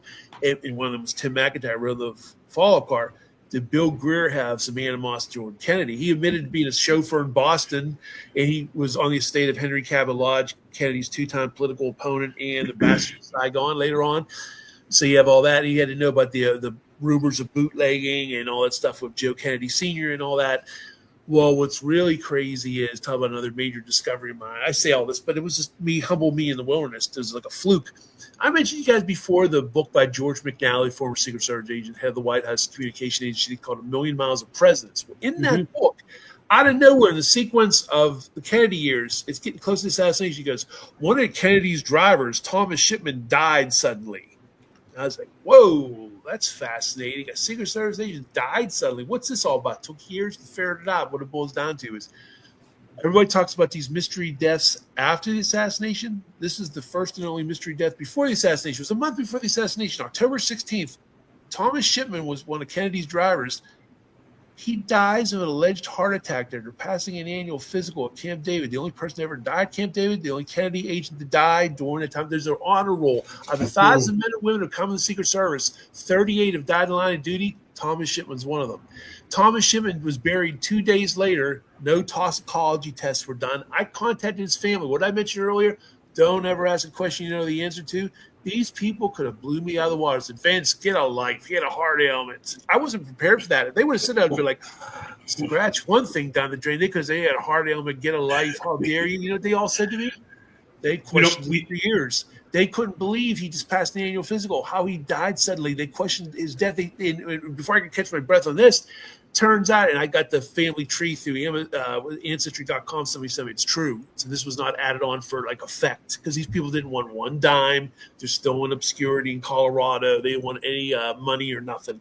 They want the truth. They had family in Dallas. And Thomas Shipman, who had drove Kennedy up to late September, was looking forward to the Texas trip, specifically Dallas, with their family there. And now this part might be Monday morning quarterbacking, but his surviving family also believes that Kennedy would have lived if Thomas Shipman was a driver. But I have a tendency to agree with them. But they both, his daughter and his first cousin, both said to me, we always were, it's the number one thing in the family. I always thought it was very suspicious how he died, the manner of his death, the manner of timing. And the thing is crazy. Dr. Berkeley was involved in this. Laura Shipman, his daughter, told me, Dr. Berkeley told us he took care of everything.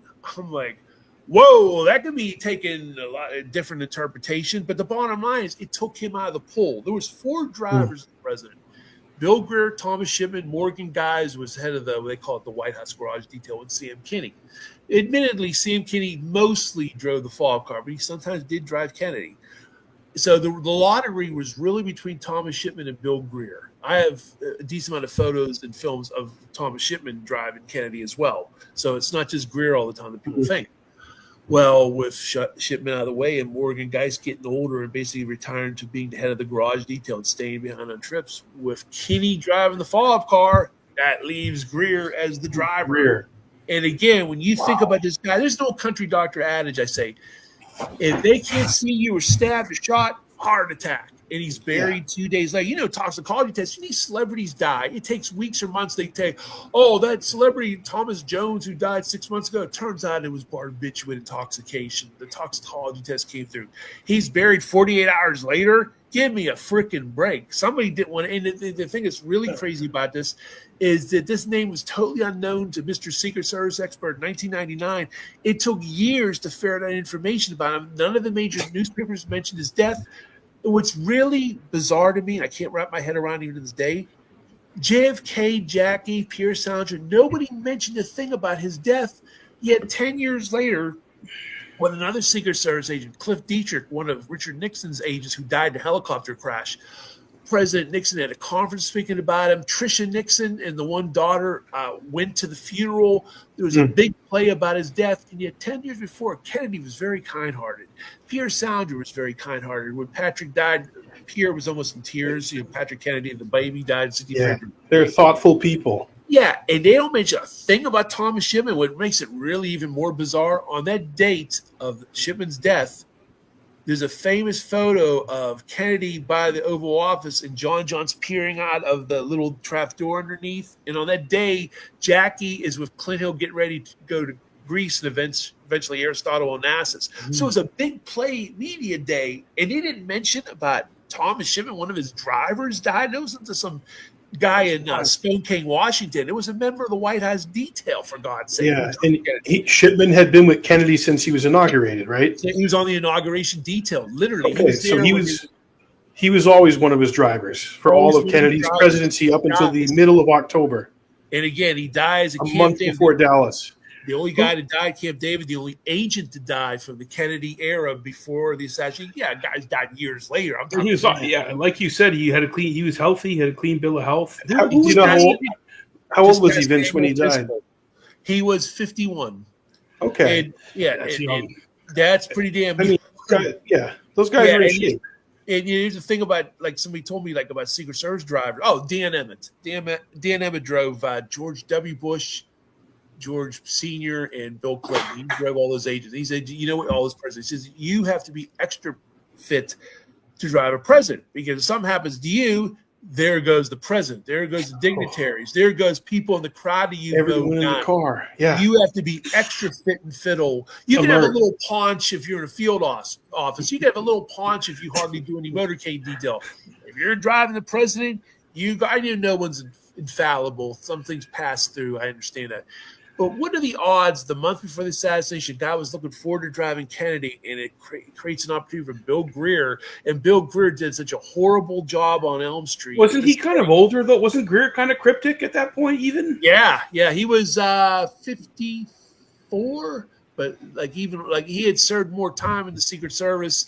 When he goes back to the FDR days, he was on the yacht with FDR, and he drove Truman. And Shipman was from like the Eisenhower era on. And the crazy thing too, Vince, and you posted about this. Other motorcades have gone through Dealey Plaza, and they stayed on Main Street, and they went straight. They didn't. Exactly. They intentionally didn't take that turn. Yeah, Governor Connolly. Yeah, you're right. Governor Connolly, during his Warren Commission testimony, said straight down Main Street was the normal parade route. Here's really ironic. Wait till you hear this. Everybody knows about. And agents would be on the car going 30, 40 miles an hour too, right? Oh yeah, many times there was agents on the back car going at a very fast clip. Again, Bob Lilly, I mentioned him before, as they were on South America trip. They were going to speeds of 50 miles per hour, hanging on the back of the car. I have some blurry photos from the Tampa trip. It's obvious they're going from a fast clip because their suits like hanging out like a cape. And they're hanging on the back car. You can tell them you can just tell from the photos. These are some blurry. They're going fast. They're trucking. And there's Chuck Savoral and Don Lawton holding on to the back of the car. So you have that kind of protection. But here's the thing about Main Street. Now you have, the normal parade route.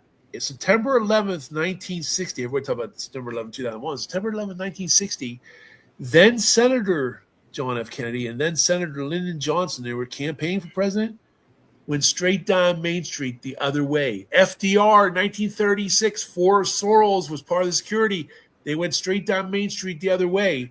The only other time Lyndon Johnson, JFK were ever in a motorcade together, November 21st to 22nd, 1963, the Texas trip, and you have him right a couple cars behind another open vehicle. That is such a no-no. In fact, Belford Lawson, the attorney for the House Select Committee, said that this is the first time in U.S. history that the president and vice president were ever in an open motorcade together. And I've never found anything to debunk that, because all my research, everything I've ever seen, I've never seen them together in a motorcade ever. And Sam Kinney, Gerald Blaine of Kennedy Detail fame, and Abraham Bolden are all on the record saying it was very unusual for them to be together. And Rufus Youngblood said something funny in his book he wrote in 1973. He said that from a security standpoint, it was a no-no to ever have the president and vice president together in the same plane, same car, the same this, that. I'm thinking, hello, what about the same open-air motorcade? How about that? And yet they're there, Right. and what happens. And it's just crazy. Even for people who believe Oswald Act alone, the minority people out there, if they would have been guarding the building rooftops, and sometimes a helicopter was used, and even when it wasn't used, they had. Oh, the day before, wait to hear this. In 2013, on the National Geographic Channel, they had a great. It's on DVD. It's called JFK: The Final Hours. It is a color clip of the San Antonio motorcade from the vantage point of a helicopter, police helicopter. They're filming the damn motorcade. And the next day, imagine if they would have been filming the motorcade in Dealey Plaza, or let alone a helicopter. If there was a shooter or shooters, it would have saw a helicopter. And I got other trips that's documented. There was a helicopter in Duluth, in Nashville, Tennessee, in Germany, in Ireland. I mean, the list goes on. But to be fair, I didn't find a gaggle of trips that had a helicopter, but a handful, still a handful. But building rooftops were normally guarded. And I get this. There's 2 major Secret Service books written before the assassination, written with the help of Chief Inspector Michael Trina, who wrote the Secret Service manual, by the way. If anybody would know, he would know. He talks about whenever a president is in a parade, building rooftops are guarded.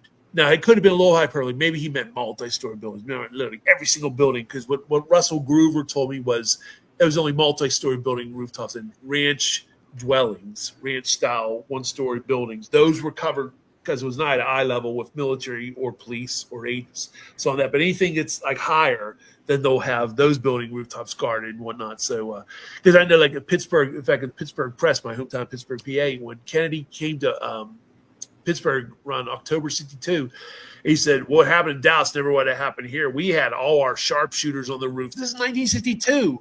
Said there never would have been an Oswald in Pittsburgh, but like, whoa. So again, people have a tendency to think, oh, a lot of those security measures only happened because of the assassination. Right. Oh my God. I think Dallas was uniquely positioned as a city to have the assassination because they fucking hated him down there. I mean, there was so much hatred for Kennedy down there, and the plotters got him down there. They got Kennedy down there. And you know what, Mike? Think about it this way too. They found 6 pages long, 6 pages of suspects like Enrique Laca, Pedro Diaz-Lanz, and these other anti-Castro Cubans in Tampa. He gets to Dallas, a city. JFK even said, we're heading to nut country now. He even said that last night, or 21st, would have been a hell of a night to assassinate a president. He had Senator William Fulbright, Pierre Salinger, Evelyn Lincoln, others warning Kennedy not to go to Dallas. There's the John Birch Society, there's the Wanted for Treason posters, there's the Welcome Kennedy to Dallas.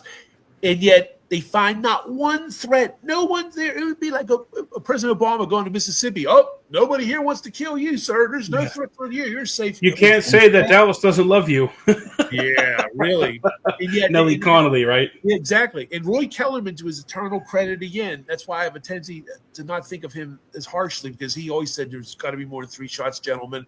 A flurry of shells came into the car. The back of the head was gone. He didn't see how the single bullet theory worked. He said he found it unusual.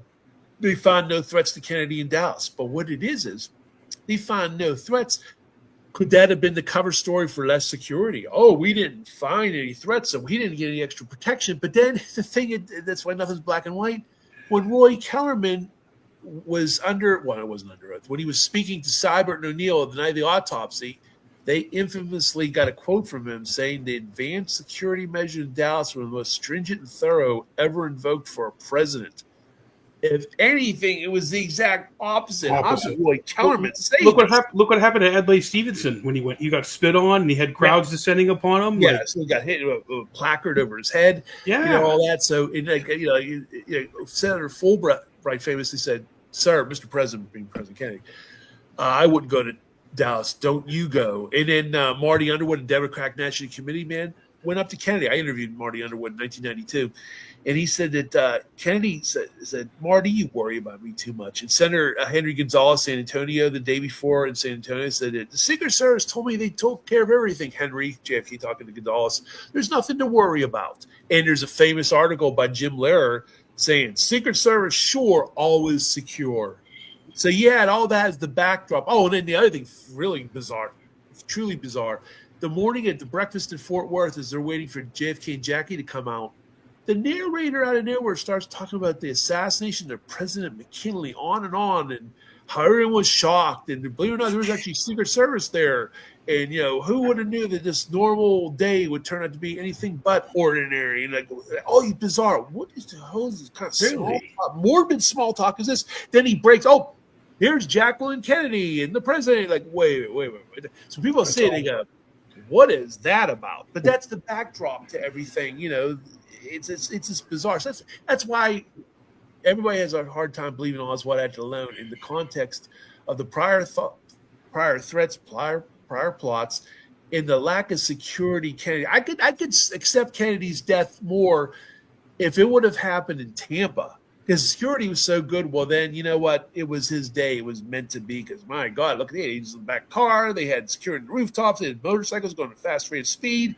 They had helicopters. Helicopter, all that. And yet gets the exact opposite. And he gets to Dealey Plaza, and it's even like former agents in their memoirs even said, it's like a ghost town. By the time he gets on to Houston and Elm, it's like a ghost town. There's a crowd down Main Street. He gets to Houston, especially Elm.